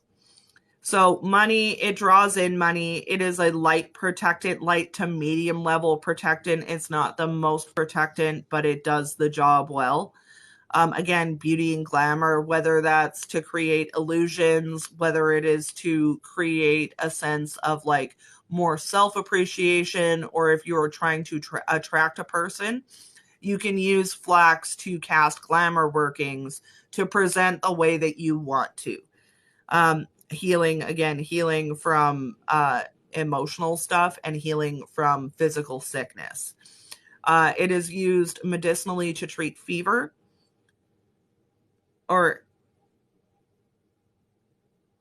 Oh, never mind. I'm looking at the wrong one again. I'm getting like distracted. It is used to treat digestive health. So stomach upsets, whether that's again caused by colitis, IBS, food sensitivities.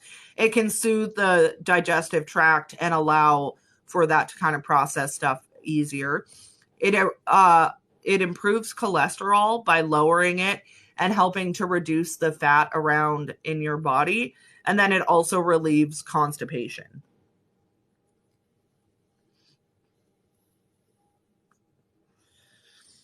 So the next one is gardenia. Gardenia is used in witchcraft for love, attraction. It can increase your connection during meditation, but very heavily in love and attraction workings. So you can use gardenia in a self-love spell, in an attraction working, in a love spell to draw another person. It is generally a love type herb. It is used in medicine to reduce insulin resistance, prevent glucose tolerance, reduce swelling, lower blood fats, and it protects the liver. It also treats viral infections internally, not externally. It won't treat topically, but it will help to aid in recovery from viral infections. Garlic is one of those things that we've all got around the house. And if you don't have garlic in your house, I got to wonder what the hell you're doing with your life. Okay. Because it's good for everything. Garlic is good in witchcraft for healing, house blessing, protection, lust workings, and anti-theft workings. So again, that's another weird but specific thing that garlic does. Anti-theft workings, and it works really well for that. So again, if you've got people who are like taking your shit, even taking your energy from you, you can use garlic to put a stop to that. It's great in a house blessing. It is awesome in protection. It also helps to remove negative entities or energies from your space metaphysically. It can have slight, very mild exorcism type properties to it as well. And it's very heavily associated with lots of different deities. Most of them take it as an offering. Medicinally, garlic can be used to boost the immune system, reduce high blood pressure, reduce cholesterol. It is a natural antibiotic, both topical and internal, and it helps to detoxify the blood. Geranium is our next herb that we're going to talk about. So geranium is used for love, healing, and protection workings. It is also used in fertility workings for people who are trying to conceive. It is used particularly in emotional healing, in dealing with emotional wounds and heartbreak, and it is light to light medium protection. It is not heavy protection, but it certainly can be used as an additional ingredient in a protection working. I wouldn't recommend that you only use this as your like only protection ingredient. Don't do that, but it can be an additional or supplementary protective type ingredient. Medically, it is a natural pain reliever. It is a sedative. It is mild sedative, not a heavy sedative, but a very mild sedative. It can help with some insomnia and anxiety type stuff. It is antimicrobial, antifungal. It relieves nervous tension. It can regulate symptoms of menopause. It reduces fever, and it also will treat hemorrhoids and diarrhea. Well, I just finished a page. How are we doing with everybody with notes and stuff? Because I'm just throwing like a lot of information at you guys.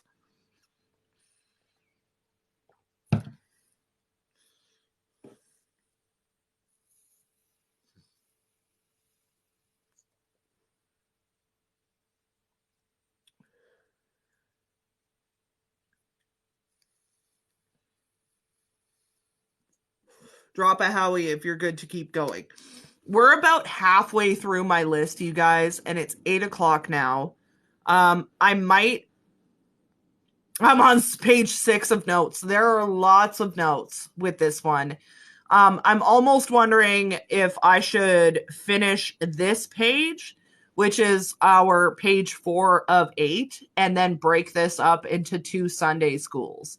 What are your guys' thoughts on breaking up this into a second episode of Sunday School next week and continuing our list? Because we're going to be here for a while if we're going to go over 4 more pages. It's going to be another probably couple hours. My hand hurts. Okay.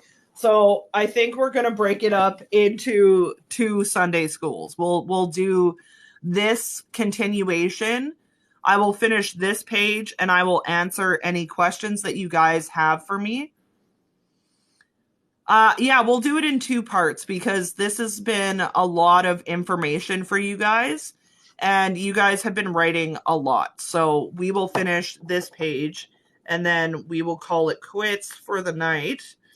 And I will post this episode tomorrow. And then we will go through the second half of this list in next week's Sunday school or the week after that. Because next week I thought we were gonna do the actual working. So it might be, I don't know, I'll figure it out and let you guys know. Yeah, because I knew this was gonna be a big info dump for you guys. I had said that right in the beginning that tonight's episode was going to be a lot of information. But the reason why I'm giving you guys this much information on these herbs is because with what I give you here tonight, even with half of it only done, you guys have a really, really good base point to build on your metaphysical and medicinal knowledge of your herbs. And I wanted to really give you guys both ends of it. I didn't want to just do another herbal lesson that was talking about the metaphysical properties, because it is so important to know the medicinal side of things. So the next one that we're going to talk about is ginger.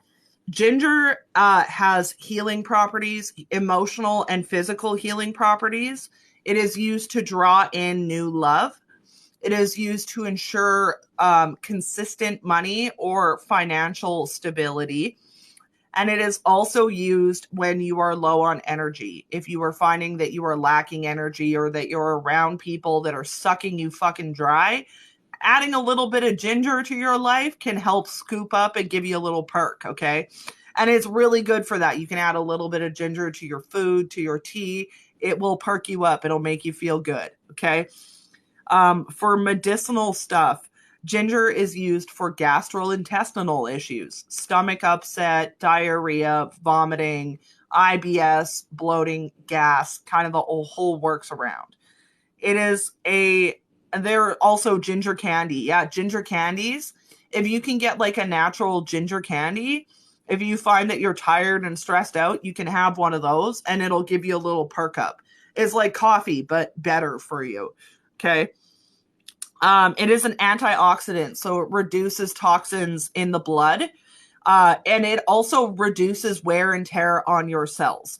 So if you're somebody who's sick with like a disease that's either an autoimmune disease or something like a cancer, where you're receiving treatment that is really hard on your body and really depleting your body's ability to reproduce cells and stuff, adding ginger in as a supplement can not only help to detox from the toxins that you don't need from those treatments, but it also helps for your cells to take less damage, and thus they will reproduce faster, and it'll improve your ability to recover from even serious illnesses. It's not going to cure a serious illness, but it will facilitate for your body to be able to recover quickly. Okay.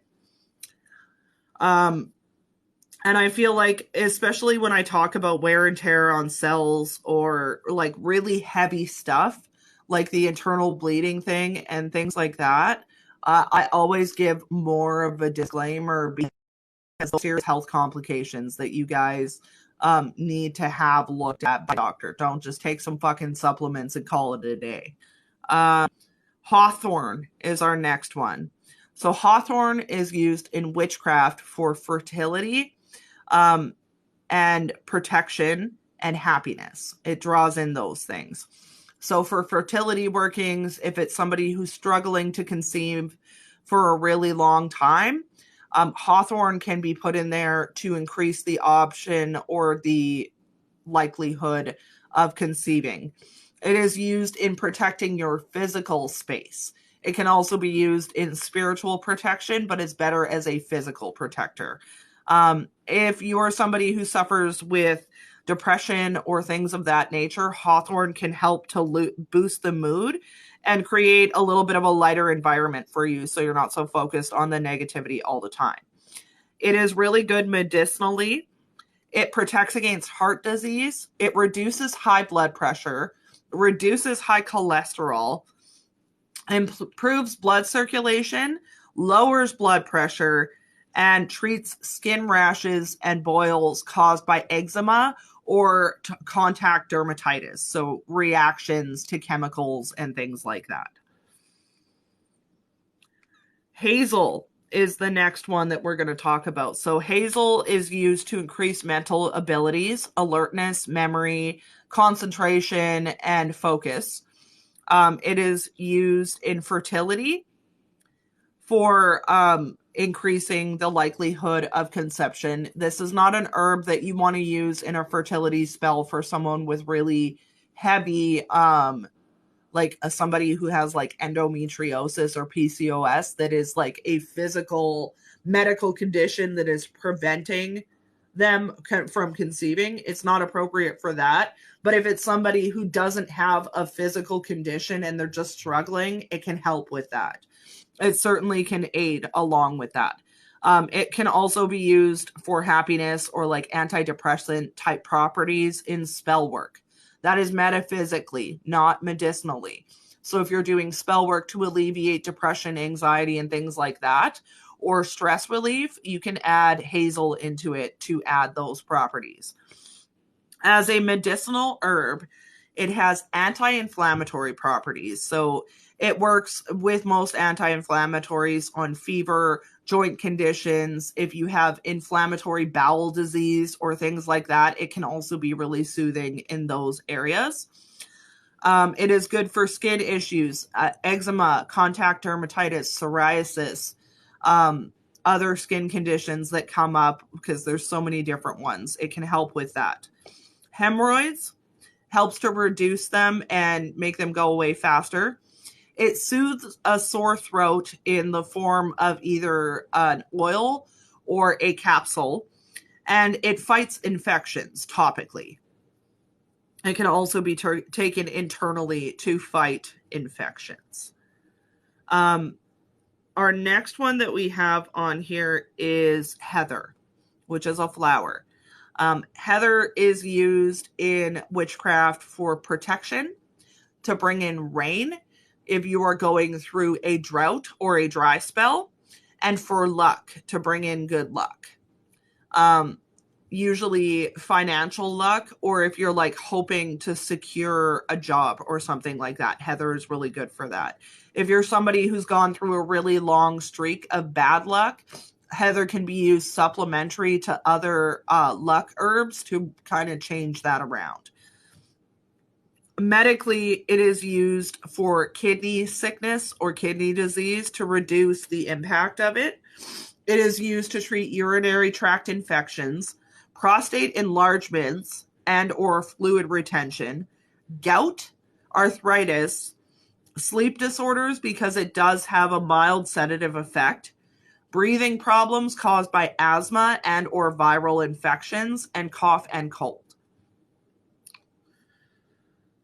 The next one we have is heliotrope.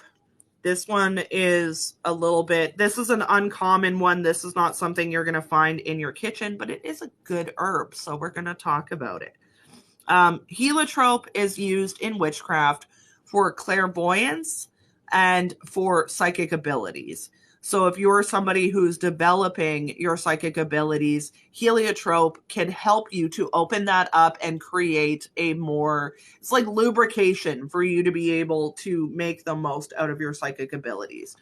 It's also used in spell work for good health or recovery from sickness, as well as for money. In a medical sense, heliotrope is used to treat warts, inflammation. It eases rheumatic pain. It can help to reduce ulcers, eczema, and impetigo. So skin conditions very much as well. Yeah.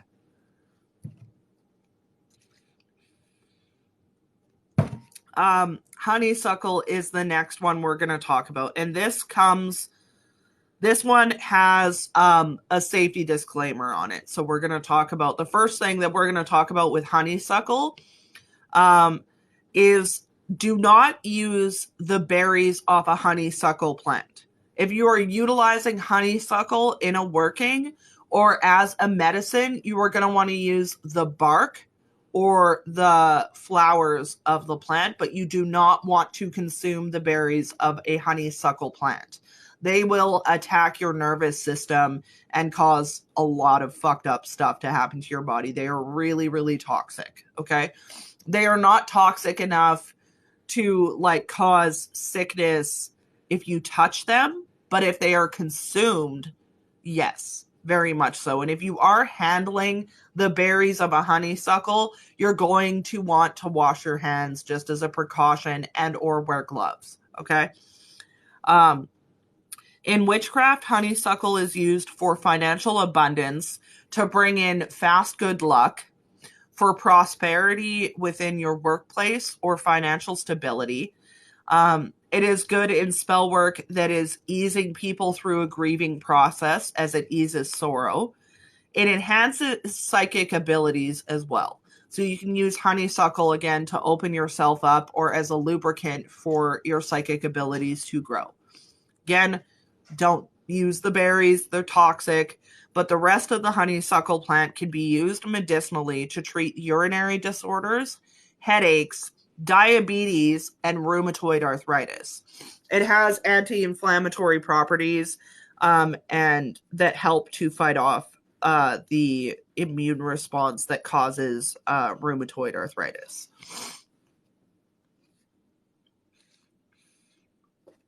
Hops are our next plant that we're going to talk about. So hops are used metaphysically for healing, to ease sleep, and also to ease people through stressful situations. Um, it is really good in healing from physical illnesses, but particularly like stress-induced situations. So people who have gone through a hard time, lost a family member, things like that, you can use hops in there to facilitate healing and things. As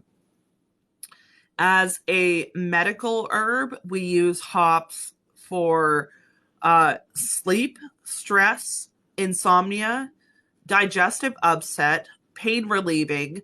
It is an antispasmodic. So again, muscle spasms due to nerve conditions or other conditions, it can help to alleviate that. It is antimicrobial. So again, preventing infection caused by foreign bodies that come into the body. And then it's also a diuretic. So it reduces water retention.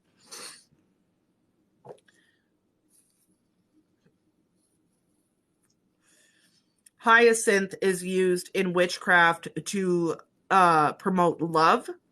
This is romantic love, as opposed to like love within a family or self-love. It is romantic love. It creates a comfort environment, so it can help people who are going through transitions and loss and things like that.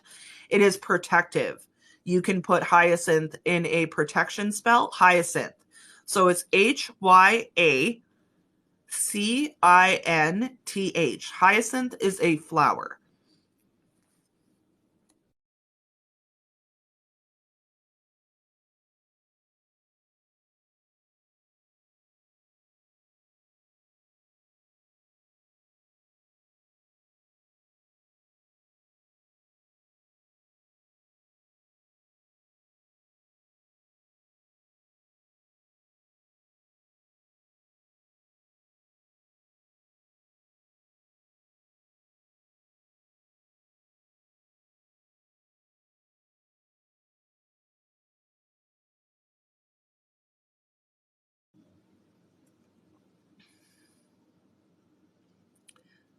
Yeah, it froze on me. It kicked me off. My live ended and I don't know why.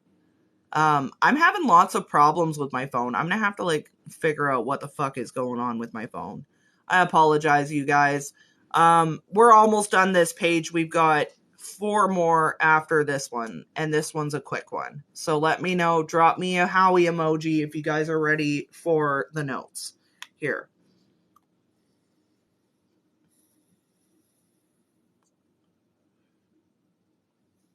So hyacinth was the last one that we spoke about. Hyacinth is spelled HYACINTH, and it is used in witchcraft for love, drawing love in, comfort for people who are going through transition or grieving, and it is also a supplementary protection herb. Again, not one that I would use as a primary protection herb, but it does have good protective properties. It is a flower and it usually grows in very warm environments. Medicinally, it is used to soothe a sore throat, and it also aids in digestion issues. So stomach upset, IBS, that kind of stuff, Crohn's, colitis, and all that good stuff. Mm-hmm. Speaking of the devil, right? Um, I did know that. I knew that it was associated with Apollo. I believe Apollo actually takes hyacinth as offerings. The next one we're going to talk about, because I'm running out of time and my phone is acting up, is hyssop, which is spelled Hyssop. Hyssop is used in purification, protection, purifying your space, purifying your energy, purifying from sickness, and then protecting of the home, particularly the home. It can be used lightly as a spiritual protector, but it's better in home protection than spiritual protection. It is used medicinally to treat colds, coughs, contention. Yeah, probably. Colds, cough, congestion, nervous disorders.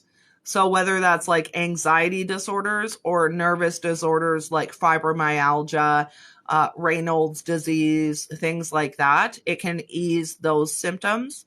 It is good for toothaches, for urinary and pulmonary issues, and it can also work supplementary to ease asthma symptoms. So we've got 2 more, and then that's the end of the list for today, and we will do the rest of them in next week's class or in another class.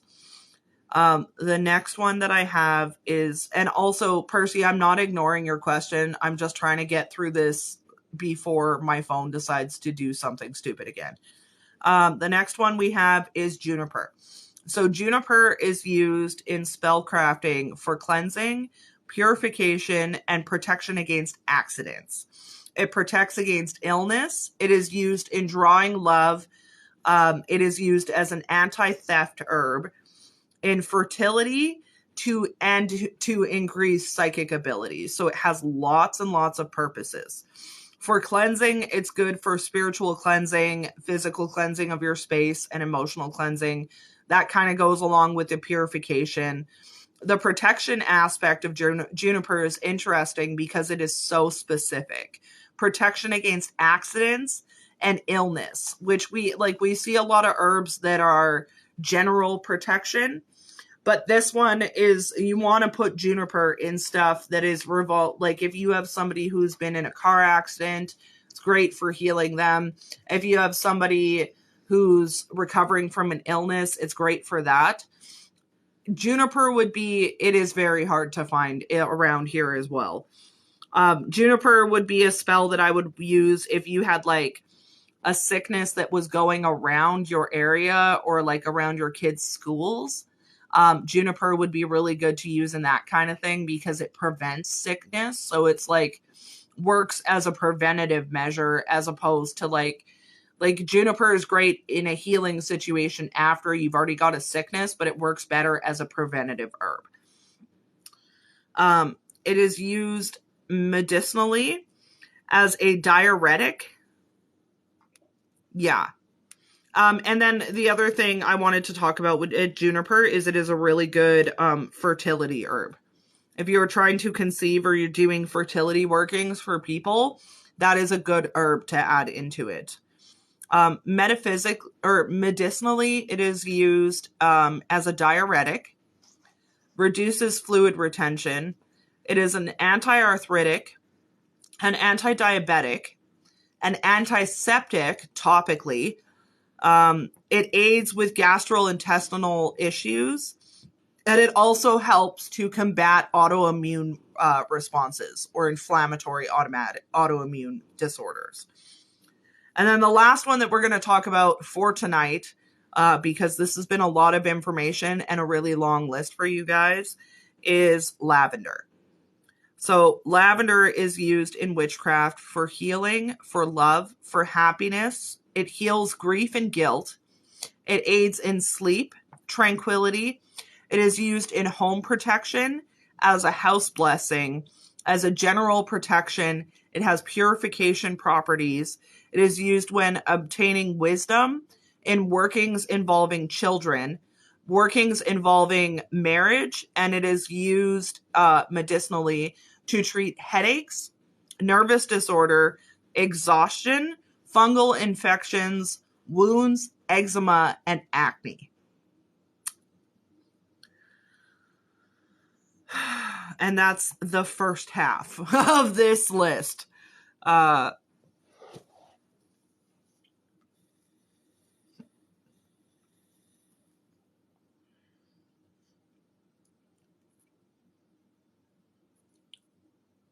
Ew. Why?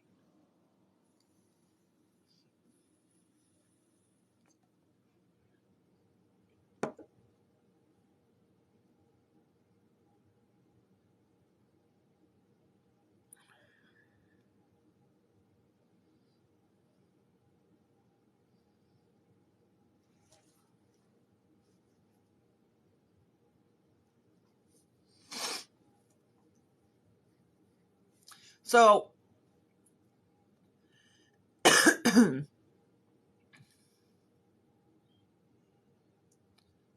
oh, well, if you're allergic to it, don't use it. It was that was kind of what I wanted it to be, because a big part, like I said, a big part of research is a lot of people don't know where to start with research. And with researching herbs, which is something that almost every single practitioner is going to utilize at some point, giving you guys the bare bones, but like a little bit more in depth, is just my way of giving you guys a starting point. This is by no means like an exclusive list of things that you can utilize and what they do, but it is a detailed enough list that you guys should be able to build off of this very easily. It's a reference list for you to look at.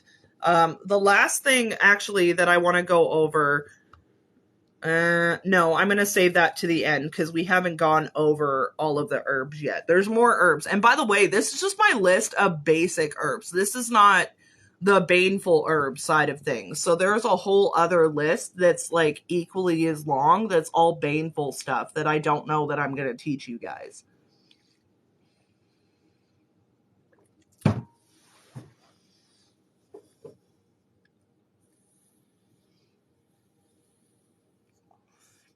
Also, don't tell people that you're allergic to certain stuff because they can use it in magic against you. Like if you were somebody that I didn't like, I would take out the fact that you just told me that you're like highly allergic to it, and I would throw it in a hex and let you have an allergic reaction, because you can do that with herbs and shit.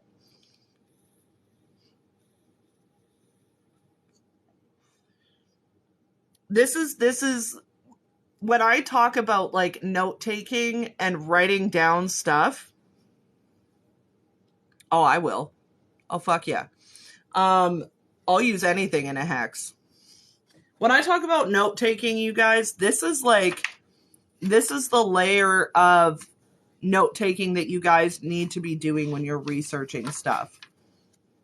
This is why research takes so long. And this is why I'm giving you guys why I do note taking sessions like this. Because for a lot of people, putting together a list like this of herbs and their uses and their medicinal stuff, for somebody who doesn't know how to research or doesn't have a lot of active resources, this kind of stuff can take months and months and months to put together. And again, not a conclusive list of what these herbs do or all of their uses. There is more that you guys can dig into this. Like, if I really wanted to be in depth, and if I get really stupid tonight and decide to be ambitious, I might put all the planetary alignments on this herbal list as well for you guys, just to make that easier. I haven't decided if I'm going to tackle that, though. Like, I don't know if I'm going to put that much into it tonight, because that can take a really long time. But that's another aspect of herbology that you guys should be looking into, just like we did last week with the herbs and astrology.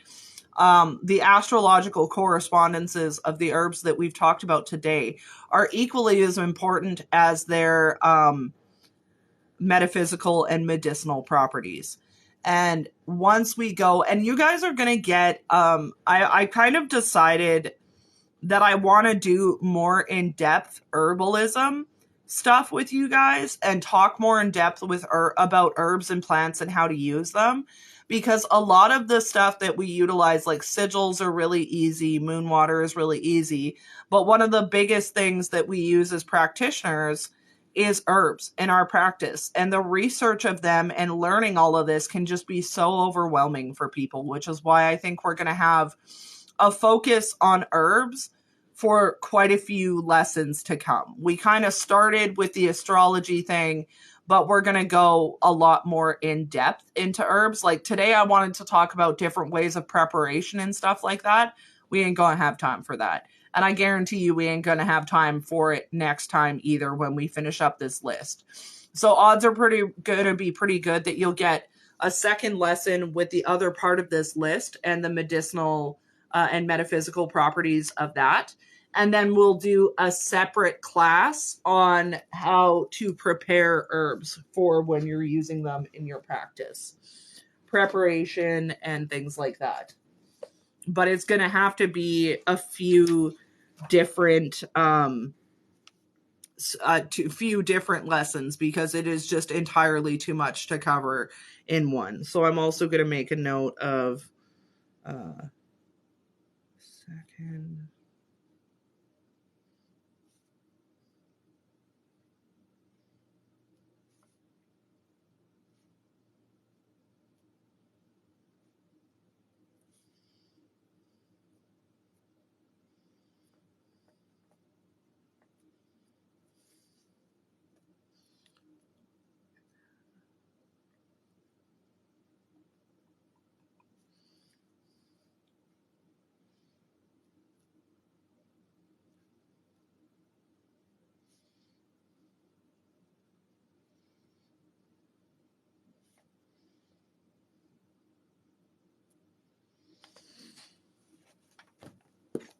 So I wrote that down. So we'll do our second lesson on herbs and their properties, and then we will do a third lesson on preparation and safe handling stuff.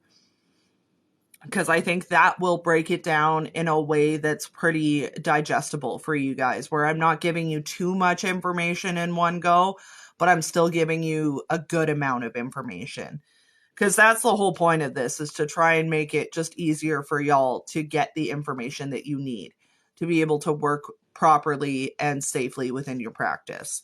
So we will focus on that, which means you guys are going to have to wait until the new year for the workshop because, hello, we are just about finishing up here because my phone is acting up and I keep getting glitches on my live. If you just jumped in, I'm Bam Bam. I'm a witch and tarot reader. I do Blasphemous Sunday School here on TikTok. Today we did a note-taking session where we talked about the medicinal and metaphysical properties of certain herbs. So I did an alphabetic list of basic herbs that people can pretty easily access. And we talked about what they do in witchcraft, what they do medicinally, and how to utilize both sets of those properties in your practice. We will be doing a second lesson next week that will cover the other half of this list of herbs that I have. One of my people said they took 15 pages of notes while they were in here. So it's a lot of information in a very, very, I came from your Prince Stolas video. That's super cool. Prince Stolas I work very heavily with Stolas, and he is very pleased with the course of the lessons that we've been doing recently because herbology is like his shit. He loves that kind of stuff. So he's very pleased with the fact that I've chosen to take herbology as my next few sets of lessons. We got all the way from letter A to letter L. We went over a lot of stuff in this lesson. If you want to see the whole lesson, it will be uploaded to my YouTube tomorrow. I'm on a road to hopefully working with him. Well, hang around here because he's always around.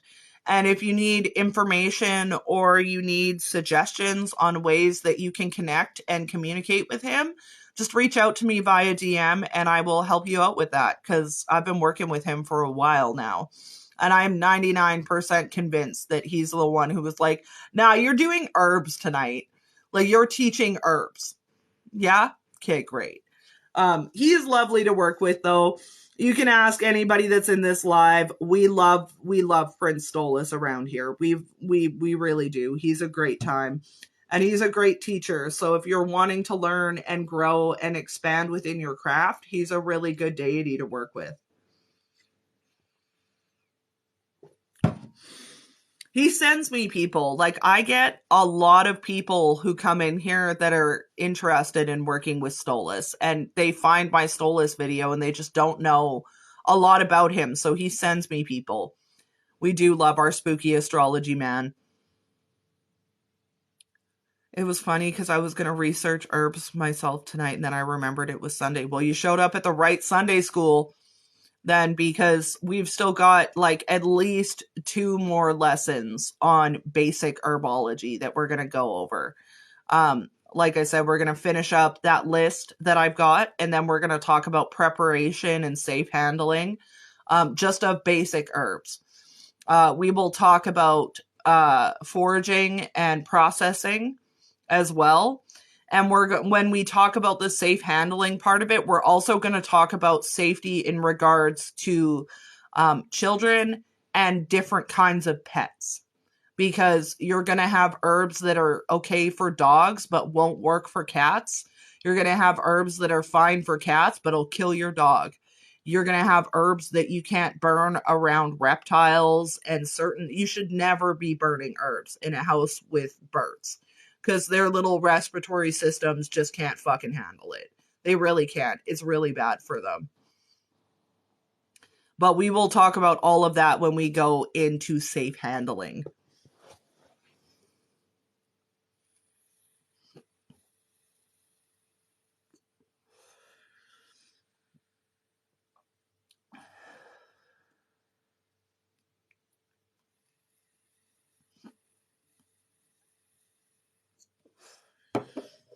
Okie dokie, you guys. I think that's going to be it for the night. And I'm probably going to head off here. I'm not sure if I'm going to do... Am I going to publish the astrology or the herbal basic study buddy? Should I do it today? Or should I wait until after our next lesson and do it in one whole part? I don't know. I don't know now. I have no clue. His candle's going wild. I just made him a new candle yesterday. He's like, follow this person. I'm like, okay, sure.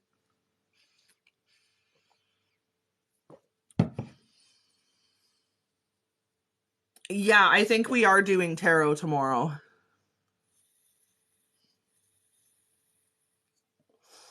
I think I will be live for tarot tomorrow.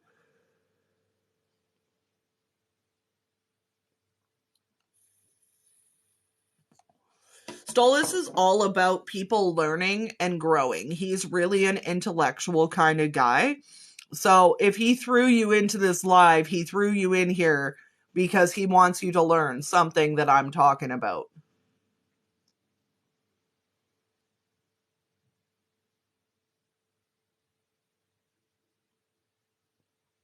Oh, like I'm gonna post the last this episode of Sunday School. It won't be posted tonight because TikTok, so when I do my Sunday schools, they're usually anywhere from like 2 to 3 hours long, and TikTok gives me don't feel bad. He gets fed up with me too. Like, he's over here like,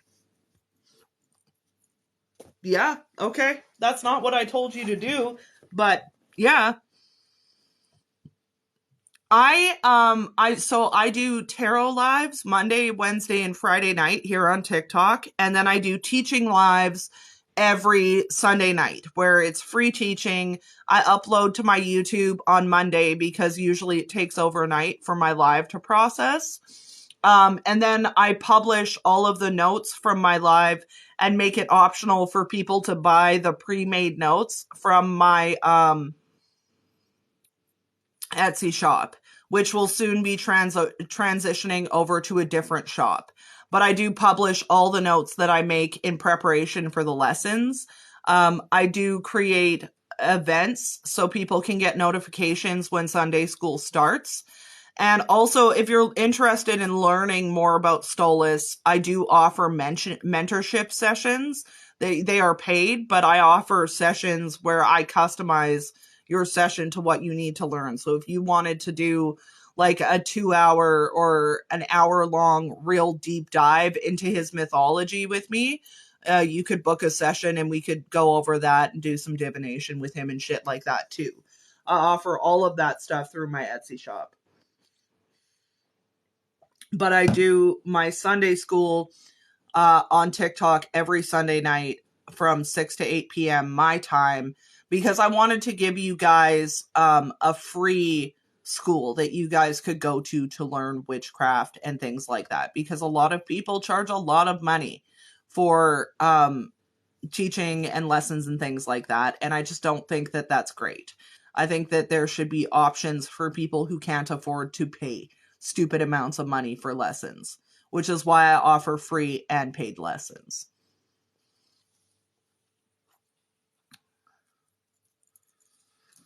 But with that being said, you guys, I think I'm gonna go. My phone is about to die because it's plugged into my Chromebook, because that was also gonna die.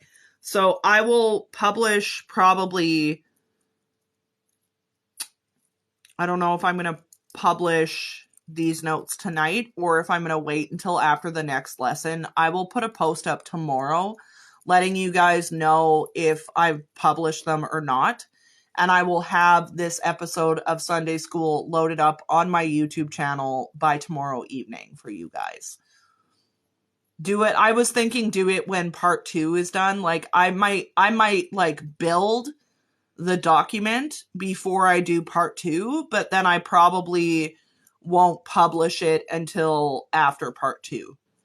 And then you guys will have that as well if you want the notes.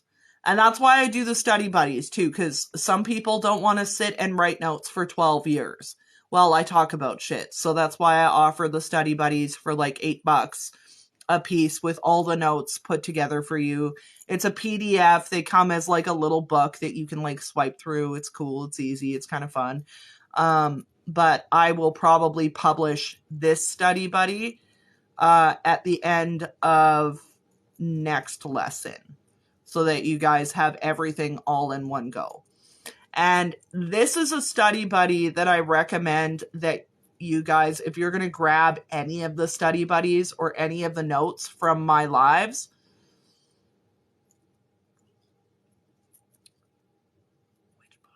yeah. If you guys recommend, if you guys are going to grab any of the study buddies that I put out, the herbal ones are going to be the ones that I recommend that you get the most, because they're going to have so much information in there for you guys, and it's going to save you from doing a lot of digging on your own.